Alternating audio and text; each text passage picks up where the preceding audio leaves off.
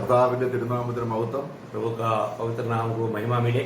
നാസിക്കിലുള്ള എല്ലാ വിശുദ്ധന്മാർക്കും കർത്താവായ യേശു ക്രിസ്തുവിന്റെ നാമത്തിൽ സ്നേഹവന്ദനം. नासिक के सारे पवित्र लोगों को और एक बार प्रभु यीशु मसीह की पवित्र नाम में मसीह वंदना देता हूँ। കർത്താവിന്റെ തിരുവചനവുമായി ആരംഭിക്കാൻ നമുക്ക് കർത്താവ് ഒരു അവസരം കൂടെ തന്നിരിക്കുകയാണ്. प्रभु का वचन के साथ हमें मिलकर के प्रभु का महिमा करने के लिए प्रभु ने और एक सुंदर अवसर दिया। ഇന്ന് നമ്മൾ ചിന്തിക്കുന്നത് ക്രൂശിന്റെ മഹത്വം എന്താണ് എന്നുള്ളതാണ്. आज हम इस बात पर विचार करने जा रहे हैं कि क्रूस की महिमा उसका विषय में। ക്രിസ്തു ക്രൂശിക്കപ്പെടേണ്ടി വന്ന ആ സാഹചര്യത്തെ കുറിച്ച് അറിവില്ലാത്ത വിശ്വാസികൾ ഉണ്ട് ധാരാളം. प्रभु यीशु मसीह जो क्रूस पर जो मृत्यु पाया उसका महत्व का बारे में ना जाना हुआ विश्वासी लोग बहुत है। എന്നാൽ ക്രൂശിന്റെ മഹത്വം എന്ന് പറയുന്നത് ദൈവം നമ്മുടെ ഹൃദയത്തിൽ ക്രിസ്തുവിനെ പതിച്ചു തരുമ്പോൾ തന്റെ പുത്രനെ കുറിച്ച് പറയുന്ന സാക്ഷ്യമാണ്. मतलब जब क्रूस का महिमा क्या है, पिता परमेश्वर अपना पुत्र का बारे में हमें जो उसका महत्व को वर्णन करके रहने वाला गवाही है।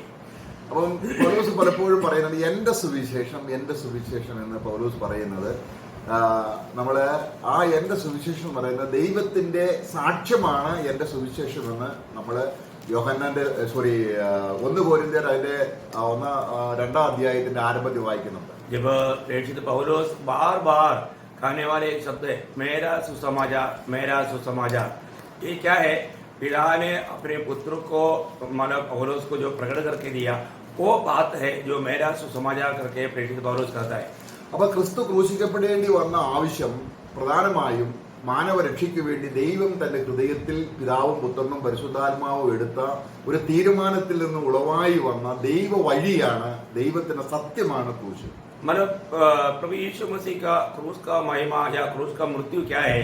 पिता पुत्र पवित्र आत्मा त्रिएक परमेश्वर का दिल में मानव जाति का छुटकारा के लिए तैयार किया हुआ उस अनमोल मार्ग है क्रूस। നമ്മള്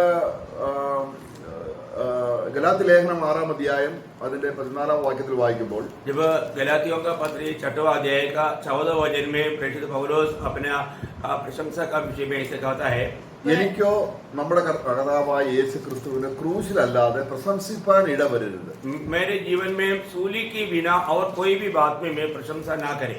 അപ്പം ക്രൂശിൽ പ്രശംസിക്കണമെങ്കിൽ ക്രൂശ് എന്താണെന്ന് നമ്മൾ പിന്നെയും അറിയണം. मतलब क्रूस में अगर प्रशंसा करना है तो क्रूस क्या है वो बात को हमें जानना चाहिए। ചിലപ്പോൾ നമ്മൾ ക്രൂശിനെ കുറിച്ച് പറയുമ്പോൾ പലർക്കും ഭയമാണ്. ക്രൂശ് എന്ന് പറഞ്ഞാൽ കഷ്ടതയാണെന്നാണ് പലരും ചിന്തിക്കുന്നത്. क्रूस का बारे में कहने के समय में बहुत से लोग डरते हैं क्योंकि उनको लगता है कि क्रूस कहने का अर्थ कई प्रकार का कष्ट है। ക്രൂശ് എടുത്തുകൊണ്ട് എന്റെ പിന്നാലെ വരണമെന്ന് പറഞ്ഞാൽ നിങ്ങളുടെ കഷ്ടങ്ങൾ ചുമന്നുകൊണ്ട് എന്റെ പിന്നാലെ വരണമെന്നാണ് നമ്മൾ സാധാരണ ചിന്തിക്കുന്നത്. कई बार कई लोग ऐसे सोचता है कि क्रूस उड़ाकर मेरे पीछे आना, इसका मतलब है कि तुम बहुत कष्टों को उड़ा करके कष्ट सहते हुए मेरे पीछे आना, ऐसा बहुत लोग सोचते हैं। ഒരുപക്ഷെ നമ്മൾ കർത്താവിൽ വിശ്വസിച്ച് സ്നാനപ്പെട്ട് അനേകം നാളുകൾ കഴിഞ്ഞായിരിക്കാം ക്രൂശ് നമുക്ക് മനസ്സിലാകുന്നത്.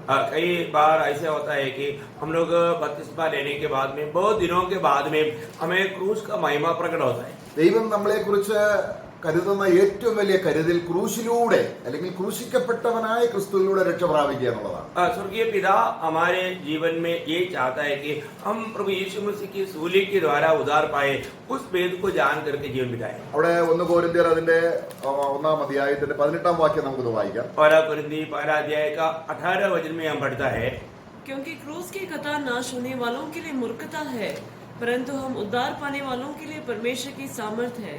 അവിടെ നമ്മള് അവിടുത്തെ ആ വചനത്തിന്റെ പ്രയോഗം രക്ഷിക്കപ്പെട്ടുകൊണ്ടിരിക്കുന്ന നമുക്കെന്നാണ് നമ്മളത് തിരുത്തി വായിക്കേണ്ടത്. अभी वामर का जो प्रयोग में जो हम उद्धार पाते रहता है उनके लिए क्रूस की कथा उद्धार का कारण है करके हम पढ़ना चाहिए। അപ്പൊ ക്രൂശ് പലർക്കും ഒരു പോഷത്വമാണ്. പ്രത്യേകിച്ച് ലോക പണ്ഡിതന്മാർക്ക് യഹൂദന്മാർക്കൊക്കെയും ക്രൂശ് ഒരു പോഷത്വമാണ്. हम देखते हैं कि क्रूस जो है यहूदी लोगों के लिए और दुनिया के ज्ञानियों के लिए एक ठोकर है। അപ്പം ഈ പോഷത്വം എന്ന് അവർക്ക് തോന്നുന്നെങ്കിലും ദൈവത്തിന്റെ സന്നിധിയിൽ ഏറ്റവും സാമർഥ്യമുള്ള ഏറ്റവും ബുദ്ധിപരമായ ദൈവഹൃദയത്തിലെ ഏറ്റവും ചിന്തനീയമായ ഒരു വിഷയമാണ് ക്രൂശ്. दुनिया का दृष्टि में ये मूर्खता है, परंतु परमेश्वर का दृष्टि में ये बहुत बड़ा श्रेष्ठ कार्य है, उत्तम कार्य है। നമ്മള് നമ്മുടെ ആത്മാവിന്റെ രക്ഷയ്ക്കും ദേഹിയുടെ രക്ഷയ്ക്കും നമ്മുടെ ശരീരരക്ഷയ്ക്കും ക്രിസ്തുവിന്റെ ക്രൂശ് എങ്ങനെ പ്രാബല്യത്തിൽ വന്നു എന്നുള്ളതും ക്രിസ്തു തന്റെ ക്രൂശിലൂടെ അത് നിവർത്തിച്ചതും ആത്മാവ് നമുക്ക് പ്രകാശിപ്പിക്കുമ്പോഴാണ് നമുക്ക് ഈ ത്രികാല രക്ഷ ദൈവം നമ്മളിൽ പൂർത്തിയാക്കുന്നത്. जब प्रभु यीशु मसीह में क्रूस के द्वारा हमारा आत्मा का उद्धार, हमारा प्राण का उद्धार, हमारा शरीर का उद्धार प्रभु ने कैसा पूरा किया, वो बात को हम जान करके उसको अमल करके जब जीवन बिताएंगे तभी ये क्रूस हमारा जीवन के लिए सफलता होगा. ഇവിടെ ഒരു പർട്ടിക്കുലർ പദം നമ്മൾ ചിന്തിച്ചു, വേർഡ് ഓഫ് ക്രോസ്, ക്രൂശിന്റെ വചനം. अभी यहाँ पर एक वचन को हमने जब पहला कुरिन्थी पहला अध्याय का 18 वचन में हमने देखा क्रूस की वचन किया, क्रूस की कथा. അപ്പം വേദപുസ്തകം ഉൽപ്പത്തി മുതൽ വെളിപ്പാട് വരെയും ഉള്ളതെല്ലാം ക്രൂശിന്റെ വചനമാണോ?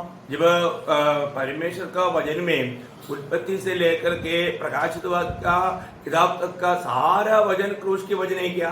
അത് ഉൽപ്പത്തി മുതൽ വെളിപ്പാട് വരെ ക്രിസ്തുവാണോ?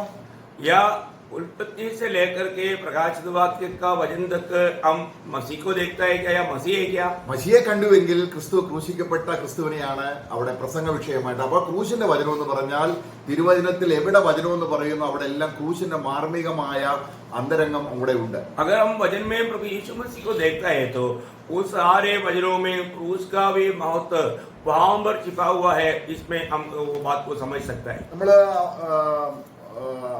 അപ്പോസ്തല പ്രവൃത്തി 20-22 വായിക്കുന്നത് വേർഡ് ഓഫ് ഗ്രേസ്, കൃപയുടെ വചനം എന്നൊരു വചനം അവിടെ പ്രയോഗം. जब प्रेरितों का उसका 20 अध्याय का 22 वचन में कि अनुग्रह का वचन करके एक शब्द है. എന്താണ് കൃപയുടെ വചനം? ये अनुग्रह का शब्द क्या है? കൃപ വന്നത് എങ്ങനെയാണ്? ये अनुग्रह कैसे आया? കൃപ വെളിപ്പെടുന്നത് എവിടെയാണ്? वो अनुग्रह कहाँ पर प्रकट होता है? ക്രൂശാണ്. ये क्रूस में है. അപ്പൊ കൃപയുടെ വചനം എന്ന് പറയുന്നത് ക്രൂശിന്റെ വചനം തന്നെയാണ്. हमारा अनुग्रह का वचन बोलेगा तो वो क्रूस का वचन है. അപ്പൊ റോമലേഖനം 10:8 നമ്മൾ വായിക്കുന്നുണ്ട്. जब रोमियो का पत्री 10 अध्याय का 8 वचन में हम पढ़ता है, അത് വേർഡ് ഓഫ് ഫെയ്ത്ത്, അത് വിശ്വാസ വചനം. जब विश्वास की वचन करके वहां पर हम पढ़ता है. എന്താണ് വിശ്വാസം? വായിച്ചാട്ടെ വിശ്വാസ വചനം വായിച്ചു.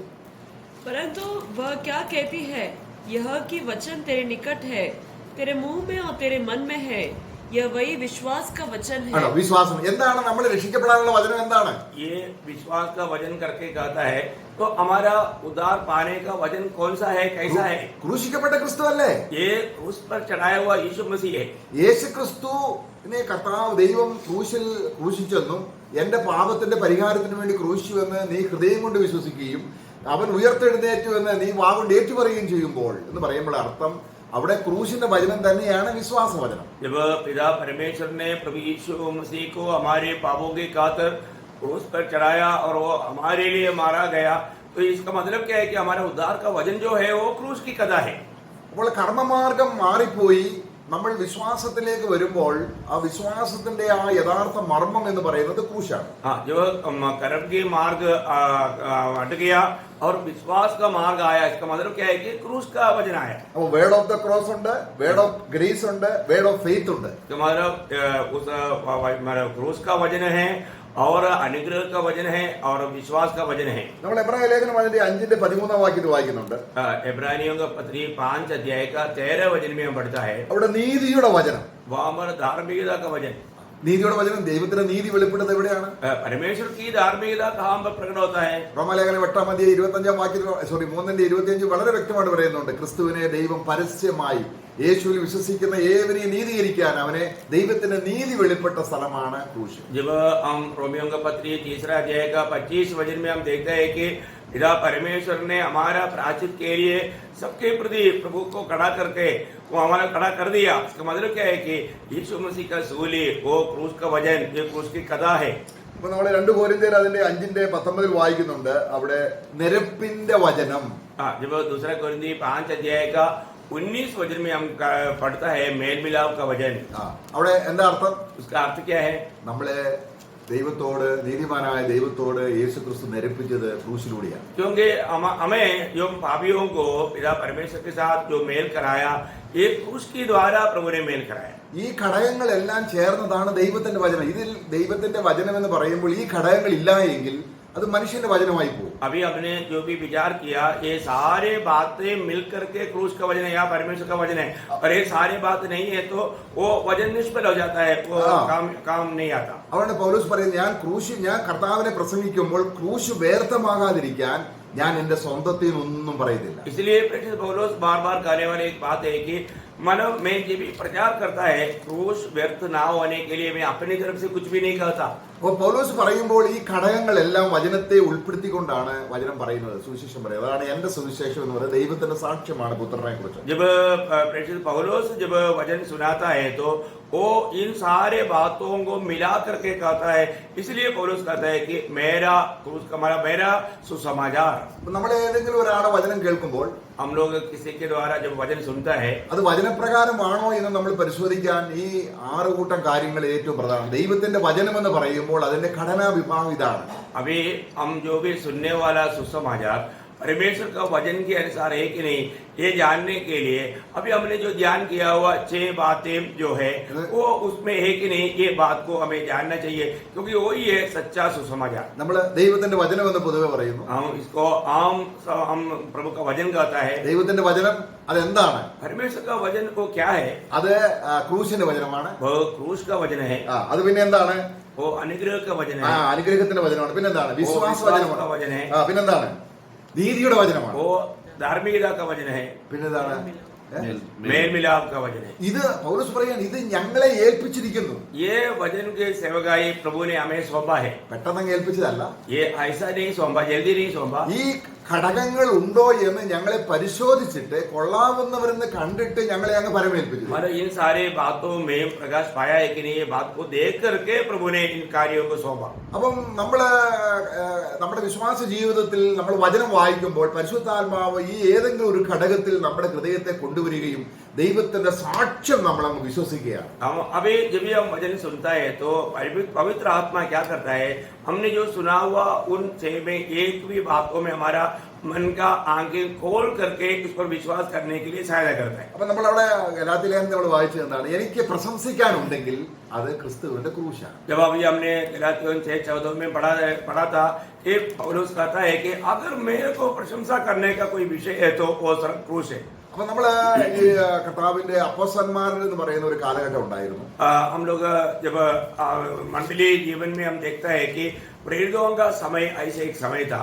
ഈ അപ്പോസ്തലന്മാരുടെ കാലശേഷം ഏകദേശം വെളിപ്പാട് പുസ്തകം എഴുതിയോടുകൂടെ 95 ശേഷം പിന്നീട് ഏകദേശം റോമൻ കത്തോലിക്ക സഭ ആവിർഭവിക്കുന്നത് വരെ ഒരു പീഡന കാലഘട്ടമാണ്. अभी जब ये प्रेरितों का समय करीब 95 साल तक की थी. इसके बाद में रोमन साम्राज्य या रोमन कैथोलिक लोग उत्पन्न होने तक या कॉन्स्टेंटिन राजा का मनफराउट तक का जो समय जो है वो मंडली के लिए एक पीड़ा का समय था. അപ്പൊ ആ സമയത്ത് ക്രൂശ് ഒഴിവാക്കിക്കൊണ്ട് ഒരു സുവിശേഷം പറയുന്ന പ്രവണത അന്ന് ആളിൽ ഉണ്ടായപ്പോൾ അതിനെതിരെ നിന്ന ഒരു കൂട്ടം ആൾക്കാരാണ് ഈ സഭാ പിതാക്കന്മാരെന്ന് പറയുന്നത്. अभी इस क्रूस के सच्चा वेदों को छोड़ करके खड़ा हुआ, उनके खिलाफ में खड़ा हुआ लोग था जो हमारा आत्मीय जीवन में मंडली के पिता लोग कहता है. അപ്പൊ അവര് റോമൻ കത്തോലിക്ക സഭ വന്നപ്പോൾ അത് ഞങ്ങളുടെ പിതാക്കന്മാരാണെന്ന് പറഞ്ഞ് അവരുടെ ചരിത്രത്തിൽ അവരെ കൊണ്ടുവന്നെങ്കിലും ശരിക്കും സഭയുടെ ചരിത്രത്തിൽ ഈ സഭാപിതാക്കന്മാർ എന്നും ക്രൂശിന് വിരുദ്ധമായി നിന്നവർക്കെതിരെ നിന്ന ഒരു കൂട്ടം വിശുദ്ധന്മാരാണ്. जब रोमन कैथोलिक लोग जब आया उस समय में वे लोग हमारा पिता है करके कहा तो भी वे लोग क्या करते थे, वो जो आदिम मंडली का जो पिता कहलाने वाले लोग क्रूस के वचन के खिलाफ में जो भी बात करते थे, उनके खिलाफ में ये लोग क्रूस के वचन को लेकर खड़ा होते थे. അവര് നമ്മള് ലോകത്തിന്റെ നാനാഭാഗങ്ങളില് അല്ലെ യൂറോപ്പിലൊക്കെയും ഈ വിശുദ്ധന്മാർ ഓരോരുത്തരടുത്തായിട്ട് നിന്ന് ദൈവത്തിന്റെ ക്രൂശിനു വേണ്ടി അവർ ശബ്ദം ഉയർത്തി. अभी दुनिया भर में एक स्थानों में इवन यूरोप कंट्री में भी हम देखता है कि वे लोग क्रूस के वजन के लिए वो लोग खड़ा हो गया. തെർത്തുല്യൻ, സെന്റ് അഗസ്റ്റിൻ, പോളികാർപ്പ്, അങ്ങനെ അനേകരെ. जब तरतुल्यन जो मंडली का पिता का होता है, पोलीकार्प है, ऐसा कई लोग हैं जबकि वो पिता कहते हैं. അപ്പോൾ വേദപുസ്തകത്തിന്റെ അടിസ്ഥാനപരമായ പൗലോസ് പ്രസംഗിച്ച ഈ ക്രൂശിന്റെ എതിരെ ആരെങ്കിലും പറഞ്ഞെങ്കിൽ ശപിക്കപ്പെട്ടവനെന്ന് പറഞ്ഞിട്ട് അത് അപ്പോസ്തലന്മാര് അവരുടെ ശിഷ്യന്മാർ കൈമാറിയ ഒരു തലമുറ കൈവരിച്ച ഒരു വ്യക്തമായ ഒരു പ്രഖ്യാപനങ്ങൾ നമുക്ക് ചരിത്രത്തിലുണ്ട്. जब हम इसी रीति में मंडली का चरित्र पढ़ेगा तो मंडली का जो सच्चाई के लिए या इस क्रूस के वचन के लिए खड़ा हुआ एक बड़ा झुंड मंडली में है. जबकि प्रेषित पौलुस ने भी उस समय में कहा था, जो हमने जो सुनाया सुसमाचार का खिलाफ में जो सुनाएगा वो साबित है. बोलने का अर्थ उस समय में भी इसके खिलाफ में बोलने वाला लोग और झुंड थे. അപ്പൊ അവര് പറഞ്ഞ ചില എല്ലാവരുടെയും വാക്യങ്ങളല്ല, ചിലര് പറഞ്ഞ അവരുടെ ആപ്തവാക്യങ്ങൾ ക്രൂശിനെ കുറിച്ച് പറഞ്ഞത് നമ്മുടെ ഹൃദയത്തിൽ ചിന്താനീയമായ ആത്മാവാണ് അവർക്ക് ആ നിലയിലുള്ള ആശയം കൊടുത്തത്. उन पिता लोगों ने कहा हुआ जो क्रूस के वजन के बारे में जो प्रकाश है, जो आत्मा ने उनको प्रकाशित किया, वो बातें हम लोगों को चरित्र में पढ़ने के लिए मिलता है. അപ്പൊ അത് തിരുവചനമല്ല, തീർച്ചയായിട്ടും തിരുവചനമല്ല, തിരുവചനത്തിന്റെ സത്യം അവർ പറഞ്ഞതാണ്. वो पवित्र शास्त्र में मिला हुआ नहीं, जोड़ा हुआ नहीं, परंतु वो लोग आत्मा की प्रेरणा से कहा हुआ बातें हैं. നമുക്ക് ഈ കാലഘട്ടത്തിൽ നഷ്ടപ്പെട്ടു പോയി അതല്ല. हम लोगों को इन दिनों में जो खो गया हुआ ऐसे कुछ बातें हैं. അപ്പോൾ അവിടെ അവർ പറഞ്ഞ ചില സ്റ്റേറ്റ്മെന്റ്, ഒരു 20-25 സ്റ്റേറ്റ്മെന്റുകളുണ്ട്. ചില കാര്യങ്ങൾ നമുക്ക് ചിന്തിക്കാം. अभी उन लोग जो हमारा आदि मंडली का पिता लोग कहने वाला, वो लोग कहा हुआ बहुत से बातें, उसमें से 20-25 बातें हम लोग थोड़ा सा ध्यान करेंगे. കർത്താവിന്റെ ആടുകൾക്ക് മേയുവാനുള്ള പച്ച പച്ചപ്പുൽമേടമാണ് ക്രൂശ് എന്ന് ഒരു ദൈവദാസൻ അല്ലെങ്കിൽ ഈ ഒരു സഭാപിതാവ് പറയും. കർത്താവിന്റെ ആടുകൾക്ക് ഇഷ്ടംപോലെ മേയുവാനുള്ള പച്ച പുൽപ്പുറമാണ് ക്രൂശ്.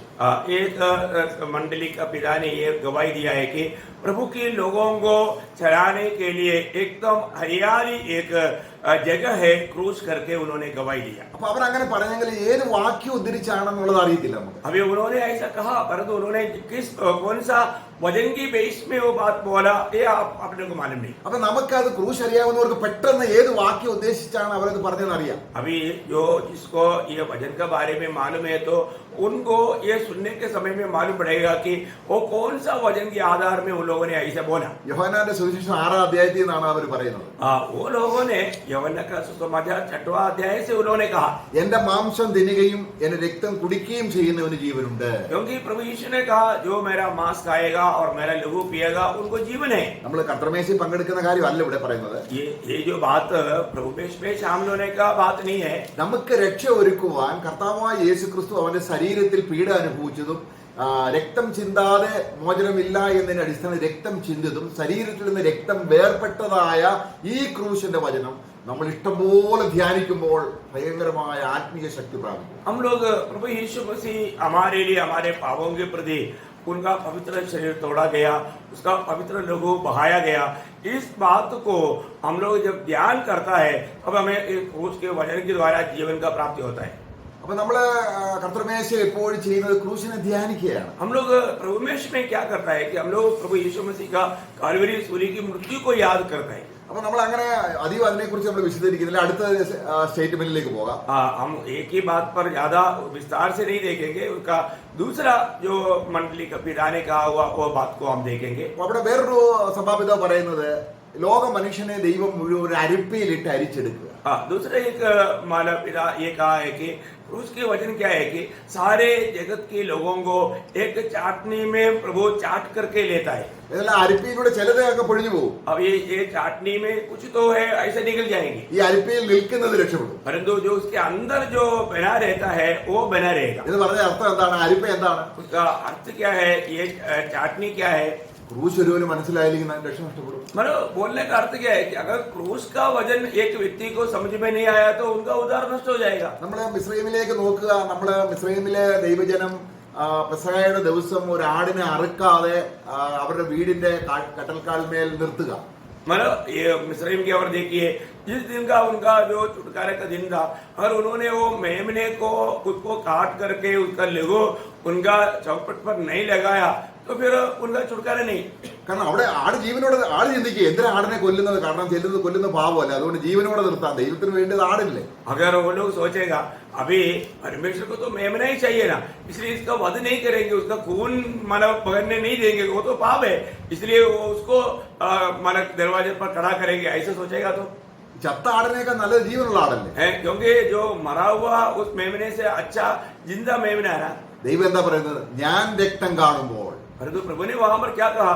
जब मैं लहू देखेगा तब. അപ്പൊ അത് മനുഷ്യൻ അത് പോഷത്വമാണ്. मतलब मनुष्य की बुद्धि में वो बात मूर्खता है. നോക്കുക, നമ്മൾ മിസ്രൈമിൽ നിന്നും ജനം കടന്നു വരികയാണ്. എങ്ങനെയാണ് ദൈവ പോഷത്വമായ ഈ ക്രൂശിനെ അപ്പോസ്തലൻ പറയുന്നത് മനുഷ്യർക്ക് പോഷത്വമാണ്.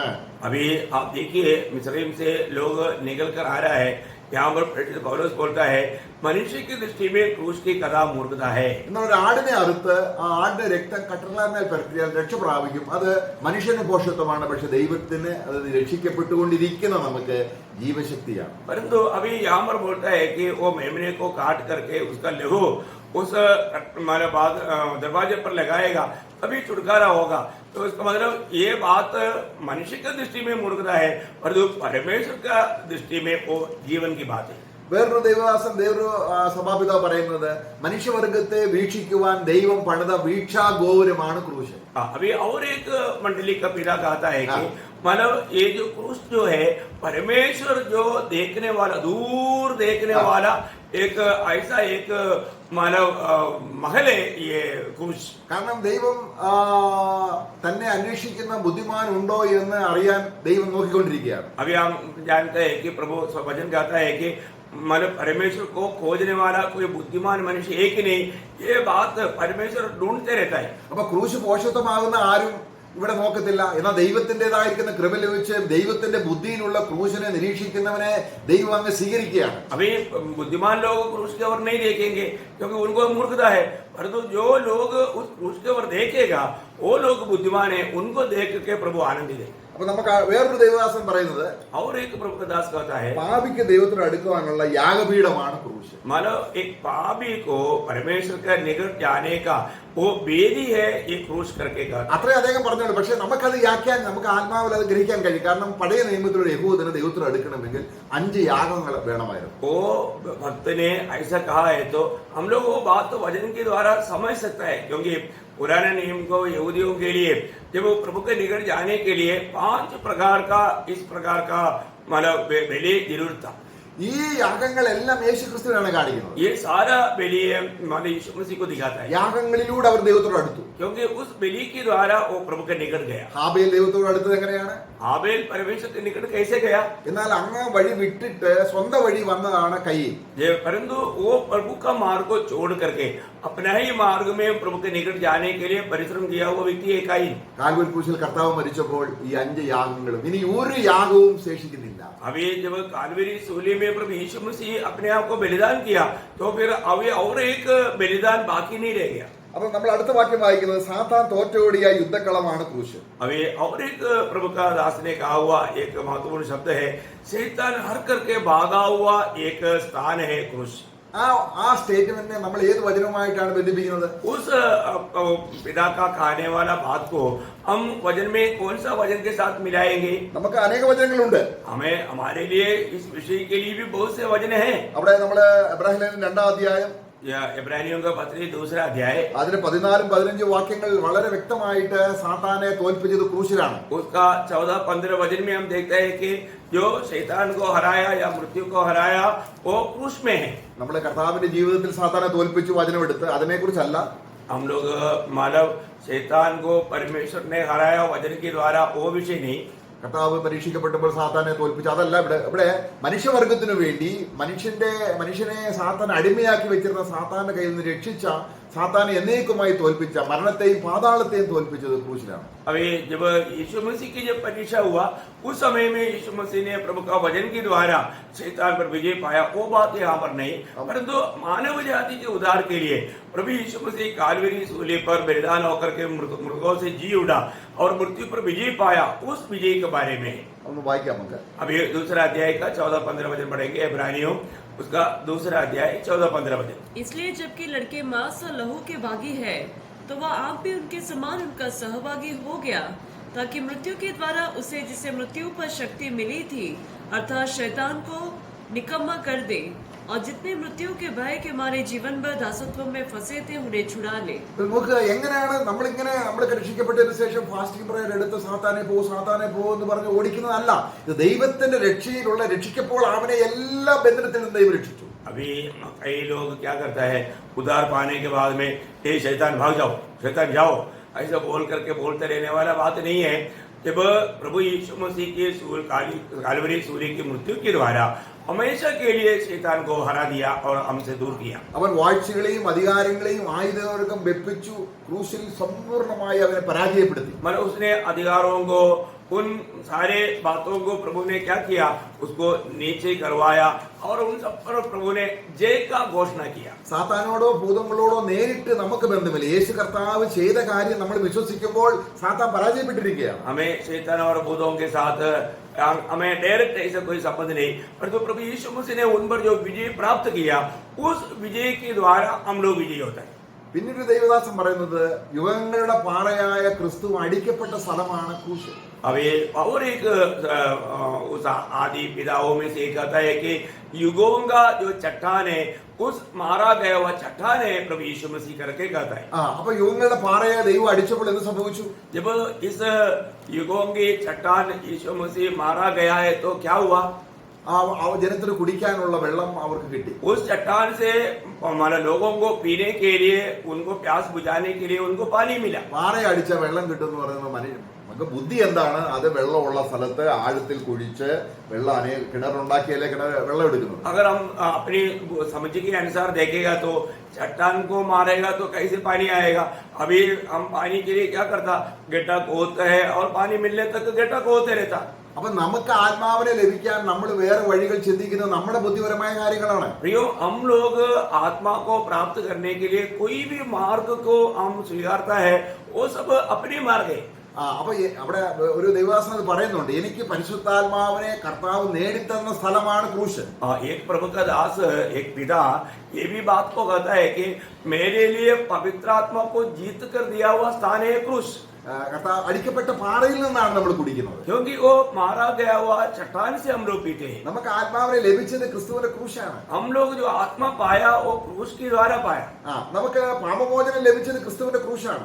हमें पाप की क्षमा मिला वो क्रूस के द्वारा मिला. അതാണ് ഒരു ദൈവദാസൻ പാപിയുടെ പാപഭാരം ഇറക്കി വെക്കുവാൻ ദൈവം ഒരുക്കിയ അത്താണിയാണ് ക്രൂശ്. इसलिए एक पिता ने ये बात को दिया है कि पहले पहले जमाने में जब बोझ लेकर के सर पर लेकर जाते थे उस समय में मार्ग में उसको रखने के लिए बनाया हुआ पत्थर का बनाया हुआ स्थान है. ऐसा स्थान है क्रूस बोलता है. പിന്നെ അവനെ എടുത്തോണ്ട് പോകണ്ട. फिर अभी उनको लेकर के जाने की जरूरत नहीं. നമ്മൾ ഉദാഹരണം പറയുമ്പോൾ അതിന്റെ വിലക്കണം. കാരണം കുറച്ചു നേരം ഒന്ന് വിശ്രമിക്കാം, പിന്നെയും പുള്ളി അത് എടുത്തോണ്ട് പോകും. अभी हम उदाहरण रूप में वो लोग सर से थोड़ा छुटकारा मिलने के लिए रखता है और बाद में वो लेकर जाता है. तो हमारे लिए ये बात पर बाबू को वापस लेकर के जाने की जरूरत नहीं. एक बार रख दिया तो रख दिया, हमेशा के लिए छोड़. അധ്വാനിക്കുകയും ഭാരം ചുമക്കുകയും ചെയ്യുന്ന ഏവരുമായുള്ളവരെ, क्योंकि प्रभु यीशु मसीह ने क्या कहा? ये परिश्रम करने वालों कोई से देवे लोगों, നമ്മളെ നമ്മുടേതായിരിക്കുന്ന പാപഭാരം അല്ലെങ്കിൽ അകൃത്യഭാരം ചുമക്കുന്നവരെ വഴി വളഞ്ഞിരിക്കും. प्रियो, उस पाप का भार उड़ाकर ले चलने वाला उनका मार्ग वो टेढ़ा रहेगा. നമ്മളിൽ ഉള്ള ഏതെങ്കിലും പാപം നമ്മുടെ മനസാക്ഷിയിലോ ഇല്ലെങ്കിൽ സാധാരണ ചിന്തയിലോ വന്ന് നമ്മളെ പീഡിപ്പിക്കുകയോ ചെയ്യുന്നെങ്കിൽ നമ്മൾ വിശ്വസിക്കണം, എന്റെ കർത്താവ് ക്രൂശിൽ അത് ഏറ്റെടുത്തു. अगर हमारे जीवन में कोई भी प्रकार का कुछ भी ऐसा गलत बात आकर के हम चिंता करके बोझ लेता है तो हमें बात को कबूल करना है. नहीं, मेरे उन पापों को प्रभु यीशु मसीह सूली पर लेकर के उसको खत्म किया. അപ്പൊ ഇതെല്ലാം നമ്മൾ ചിന്തിക്കുമ്പോൾ ഇതെന്റെ പ്രശംസയാണ്. എന്നിലല്ല ഞാൻ പ്രശംസിക്കുന്നത്, ക്രൂശിലാണ് ഞാൻ പ്രശംസിക്കുന്നത്. अब ये सारे बात ध्यान करके हम इस बात को अगर समझ लेता है तो हमारे लिए वो एक प्रशंसा है. वो प्रशंसा हमारे खूबियत के बारे में नहीं, सूली में पिता ने किया हुआ वो महान कार्यों को देखते हुए हम प्रशंसा करता है. അയൺ സൈഡ് എന്ന് പറയുന്ന ഒരു ദേവദാസൻ अयन साइड बोल के एक प्रभु का दास ഒരു നടന്ന സംഭവ കഥ അദ്ദേഹം വിവരിക്കുന്നുണ്ട്. वो एक हुआ एक संभव के बारे में बताता है. ഒരു കർത്താവ് ഒരു യഥാർത്ഥ ദാസനായ അടിമയായി ജീവിക്കണമെങ്കിൽ ദൈവം നമ്മെ സ്വതന്ത്രമാക്കിയ വേറൊരു അടിമത്തിൽ സ്വതന്ത്രമാക്കിയത് കണ്ടില്ലെങ്കിൽ ഒരിക്കലും ക്രിസ്തുവിന്റെ അടിമയാകാൻ ആ വ്യക്തിക്ക് പറ്റില്ല. प्रभु हमें हमारे लिए किया हुआ वो छुटकारा का बारे में ध्यान करके प्रभु का गुलाम होकर के जीवन बिताने का महत्व को अगर वो व्यक्ति नहीं जानेगा तो हमें एक सच्चा मसीह की फॉलोवर, मसीह के पीछे चलने वाला नहीं बन सकता. അദ്ദേഹം പറയുന്നത് ഒരു അടിമ പെൺകുട്ടിയെ ഒരു ലേലത്തിൽ വാങ്ങാനായിട്ട് അനേക പ്രഭുക്കന്മാർ ഒരു മാർക്കറ്റിൽ വന്നിരിക്കുകയാണ്. अभी वो व्यक्ति ने ये गवाही दिया कि एक गुलाम लड़की को गुलाम का बाजार में उनको बेच डालने के लिए उसको बाजार में लेकर आया. उसको लेने के लिए बहुत से धनिक लोग आया हुआ है. ഒരുപാട് അനേകരെ ആ വില കൂട്ടി പറഞ്ഞു. और बहुत से अमीर लोग उस लड़की को देख करके बहुत बड़े बड़े दाम बताया. ഇനി ആർക്കും ഉയർത്തി പറയാൻ കഴിയാത്ത ഒരു നില വരെ എത്തി. अभी कोई भी उस दाम से बढ़ करके नहीं कर सकता, ऐसा लेवल में आया. അങ്ങനെ ഇരിക്കുമ്പോഴാണ് ഒരു യൗവനക്കാരൻ അങ്ങോട്ട് കടന്നു വന്നത്. और ऐसे समय में और एक जवान व्यक्ति वहां पर आया. ഇവരെല്ലാം പറഞ്ഞതിലും അധികം ഭീമമായ ഒരു സംഖ്യ പറഞ്ഞു. और उन लोग सभी लोगों ने जो बोला हुआ उस दाम से बढ़कर एक बड़ा दाम उन्होंने कहा ആ തുകയ്ക്ക് ഒത്ത് നിൽക്കാൻ ഇവർക്ക് ആർക്കും കഴിഞ്ഞില്ല. और वो दाम की तुलना में ये लोग आ नहीं पाया. ഈ പെൺകുട്ടിയെ ഇദ്ദേഹം ലേലത്തിൽ അദ്ദേഹം അടിമയാക്കി വിളിച്ചുകൊണ്ട് വീട്ടിലോട്ട് പോവുകയാണ്. और उस जवान ने उस लड़की को खरीदा और अपने करके और ले जा रहा है. അപ്പൊ ഈ പെൺകുട്ടിയോട് പറഞ്ഞു നമുക്ക് ആദ്യം പോകേണ്ട ഒരു കൊല്ലന്റെ ശാലയിലേക്കാണ്. अभी ये लड़की को उन्होंने कहा हमें सबसे पहले एक लोहार के हमारे पास हमें जाना है. അന്ന് അടിമകളെ ഒരു ചെയിൻ ഇട്ടിട്ടുണ്ട്, ഒരു ചങ്ങല ഇട്ടിട്ടുണ്ട്, അടിമയാണെന്ന് കാണിക്കുന്നത്. उन दिनों में ये जो गुलाम लोगों को उनको चेन से बांधा हुआ है. അദ്ദേഹം ഞാൻ നിനക്ക് കാണിച്ചു തരാമെന്ന് പറഞ്ഞു. अभी मैं तुम्हें एक बात बताता हूँ, दिखाता हूँ. അപ്പൊ അതേ ഈ പെൺകുട്ടി ചോദിക്കണേ, യജമാനനെ എന്റെ ആദ്യത്തെ യജമാനൻ ഇട്ടതിലും വലിയൊരു ചങ്ങല ഇടാനാണോ എന്നെ കൊല്ലന്റെ ആലയിലേക്ക് കൊണ്ടുപോകുന്നത്? अभी ये लड़की उस स्वामी से पूछता है कि क्या स्वामी जो पहले जो स्वामियों ने मुझे जो चेन डाला, बंधन में किया, उसमें बढ़कर के डालने के लिए उस लोहा के पास मुझे लेकर जा रहा है क्या?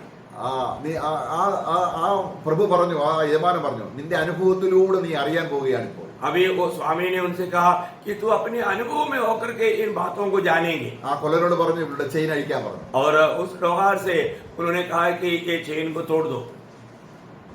അപ്പോൾ എന്നിട്ട് അദ്ദേഹം പറഞ്ഞു ഇനി നീ സ്വതന്ത്രയാണ്. और ये तोड़ने के बाद में वो स्वामी ने इस लड़की से कहा आज से तुम आजाद हो. നിനക്ക് ഇനി ആരുടെ അടിമയാകാതിരിക്കാൻ തക്കവണ്ണം ഞാൻ നിന്നെ വിലയ്ക്ക് വാങ്ങി. अभी आगे को तुम किसी का गुलाम ना रहने के लिए मैंने तुझे दाम दे करके मोल लिया. ഇനിയും ഏതൊരു ഒരു രാജാവിന്റെ മകൾ എന്ന പോലെ നിനക്ക് സ്വാതന്ത്ര്യമുണ്ട്. आगे को तू एक राजा का बेटी के समान आजादी में जी सकता है. അപ്പോൾ അവൾക്ക് മനസ്സിലായി ഈ യജമാനൻ മറ്റേ യജമാനന്മാരെ പോലെ അല്ല. अभी वो लड़की ने ये जाना कि ये स्वामी जो है और स्वामियों के जैसा नहीं है.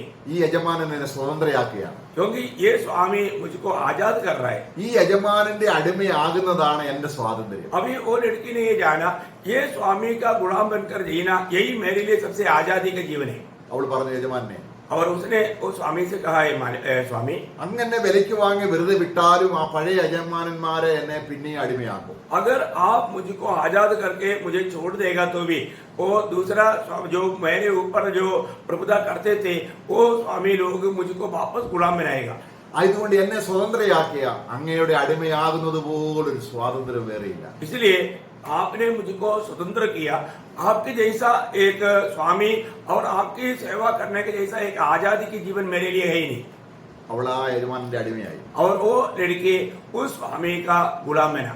ആ യജമാനന്റെ കീഴിൽ അവള് രാജകുമാരിയെ പോലെ ജീവിച്ചു. और उस स्वामी के अधीन होकर के एक राजा का बेटी के समान, राजकुमारी के समान वो जीवन बिताया. പ്രിയമുള്ളവരെ, നമ്മൾ രക്ഷിക്കപ്പെട്ടിട്ടും പിന്നെയും എന്താണ് സാത്താനും ലോകത്തിനും ഒക്കെ അടിമകളായി തീരുന്നതിന് കാര്യം? കാരണം ക്രിസ്തു സ്വാതന്ത്ര്യത്തിനായിട്ട് നമ്മെ സ്വതന്ത്രരായിക്കൊണ്ട് വീണ്ടും അടിമനുഖത്തിൽ കുടുങ്ങിപ്പോകരുത്. हम लोग प्रभु में आजादी पाने के बाद में भी क्यों हम लोग वापस गुलामी में जाता है? क्योंकि प्रभु का वचन कहता है प्रभु ने स्वतंत्रता के लिए तुझे स्वतंत्र किया, इसलिए वापस तुम उस गुलामी की जुए के अधीन नहीं होना. കാരണം ക്രിസ്തുവിന് അടിമയാകാത്തത് കൊണ്ടാണ്. क्योंकि वो मसीह की माना गुलाम नहीं बना इसलिए. കാരണം ക്രിസ്തുവിനെ കീഴിലിരിക്കുന്നത് പോലുള്ള സ്വാതന്ത്ര്യം, हमारे मसीह की अधीन रहने वाला उस आजादी എത്ര ശ്രേഷ്ഠമാണ്. वो कितना अनमोल है. കർത്താവ് നമ്മളെ ആ ക്രൂശ് നമ്മളെ അതിൽ ക്രൂശിന്റെ അർത്ഥം നമ്മളെ എല്ലാ അടിമനുഖത്തിൽ നിന്ന് നമ്മളെ സ്വതന്ത്രരാക്കും. क्योंकि क्रूस की अर्थ क्या है प्रियो? हमें अनेक बंधन से वो मुक्त करता है. എന്നിട്ട് ക്രിസ്തുവിന്റെ സമ്പൂർണമായ ഒരു ദാസനാണ്. നിങ്ങളെ പാപത്തിന്റെ ദാസന്മാരായിരുന്നുവെങ്കിലും നിങ്ങളെ പഠിപ്പിച്ച ഉപദേശ രൂപം അനുസരിച്ച് നിങ്ങൾ പാപത്തിൽ നിന്ന് സ്വാതന്ത്ര്യം പ്രാപിച്ച് ദൈവത്തിന്റെ ദാസന്മാരായി. अभी प्रभु में जो आजादी जो है, एक समय में हम पाप के गुलाम थे या हम और अन्य बातों के गुलाम थे, परंतु प्रभु यीशु में विश्वास करने के द्वारा आप पूर्ण रूप में स्वतंत्र बन गए हो. നിങ്ങളെ പഠിപ്പിച്ച ഉപദേശ രൂപം എന്താണ്? आपको जो पहले सिखाया था वो उपदेश क्या था? റോമലേഖനം 6:6 ഞാൻ ക്രിസ്തുവിനോട് കൂടെ ക്രൂശിക്കപ്പെട്ടു. അതാണ് जब रोमियो का पत्री 6वां अध्याय का 6वां वचन, जबकि मैं मसीह के साथ क्रूस पर चढ़ाया गया. അപ്പം അവിടെ അതിന് ദൈവത്തിന് നന്ദി പറയുകയാണ് അവിടെ നമ്മൾ വായിക്കുന്നത്. उसके लिए हम प्रभु को धन्यवाद देते हैं. അതിന് 6:17 വാക്യം उसका रोमियो 6 अध्याय का 17 वचन, परंतु परमेश्वर का धन्यवाद हो कि तुम जो पाप के दास थे अब मन से उस उपदेश के मानने वाले हो गए जिसके सांचे में डाले गए थे. അപ്പോൾ അവിടെ അതിന് ദൈവത്തിന് സ്തോത്രം ചെയ്യുന്നു. अभी यहाँ पर प्रभु की ओर से मिला हुआ छुटकारा के लिए प्रभु को धन्यवाद देते അപ്പൊ हैं. ആദ്യമേ സഭയിൽ വിശുദ്ധന്മാരെ ക്രൂശ് വഴി പാപത്തിൽ നിന്ന് സ്വാതന്ത്ര്യമാക്കുന്ന വഴി പഠിപ്പിച്ചു.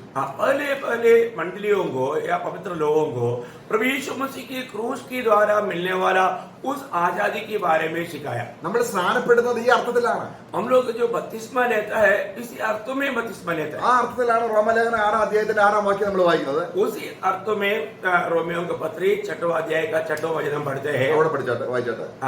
रोमियो 6 का 6. हम जानते हैं कि हमारा पुराना मनुष्य तो उसके साथ क्रूस पर चढ़ाया गया ताकि पाप का शरीर व्यर्थ हो जाए और हम आगे को पाप के दासत्व में न रहे. അപ്പൊ എങ്ങനെയാണ് നമ്മള് ഇതാണ് ഇതിന്റെ ദൈവം. അപ്പൊ ക്രൂശ് നമ്മളെ എന്ത് ചെയ്യുന്നു?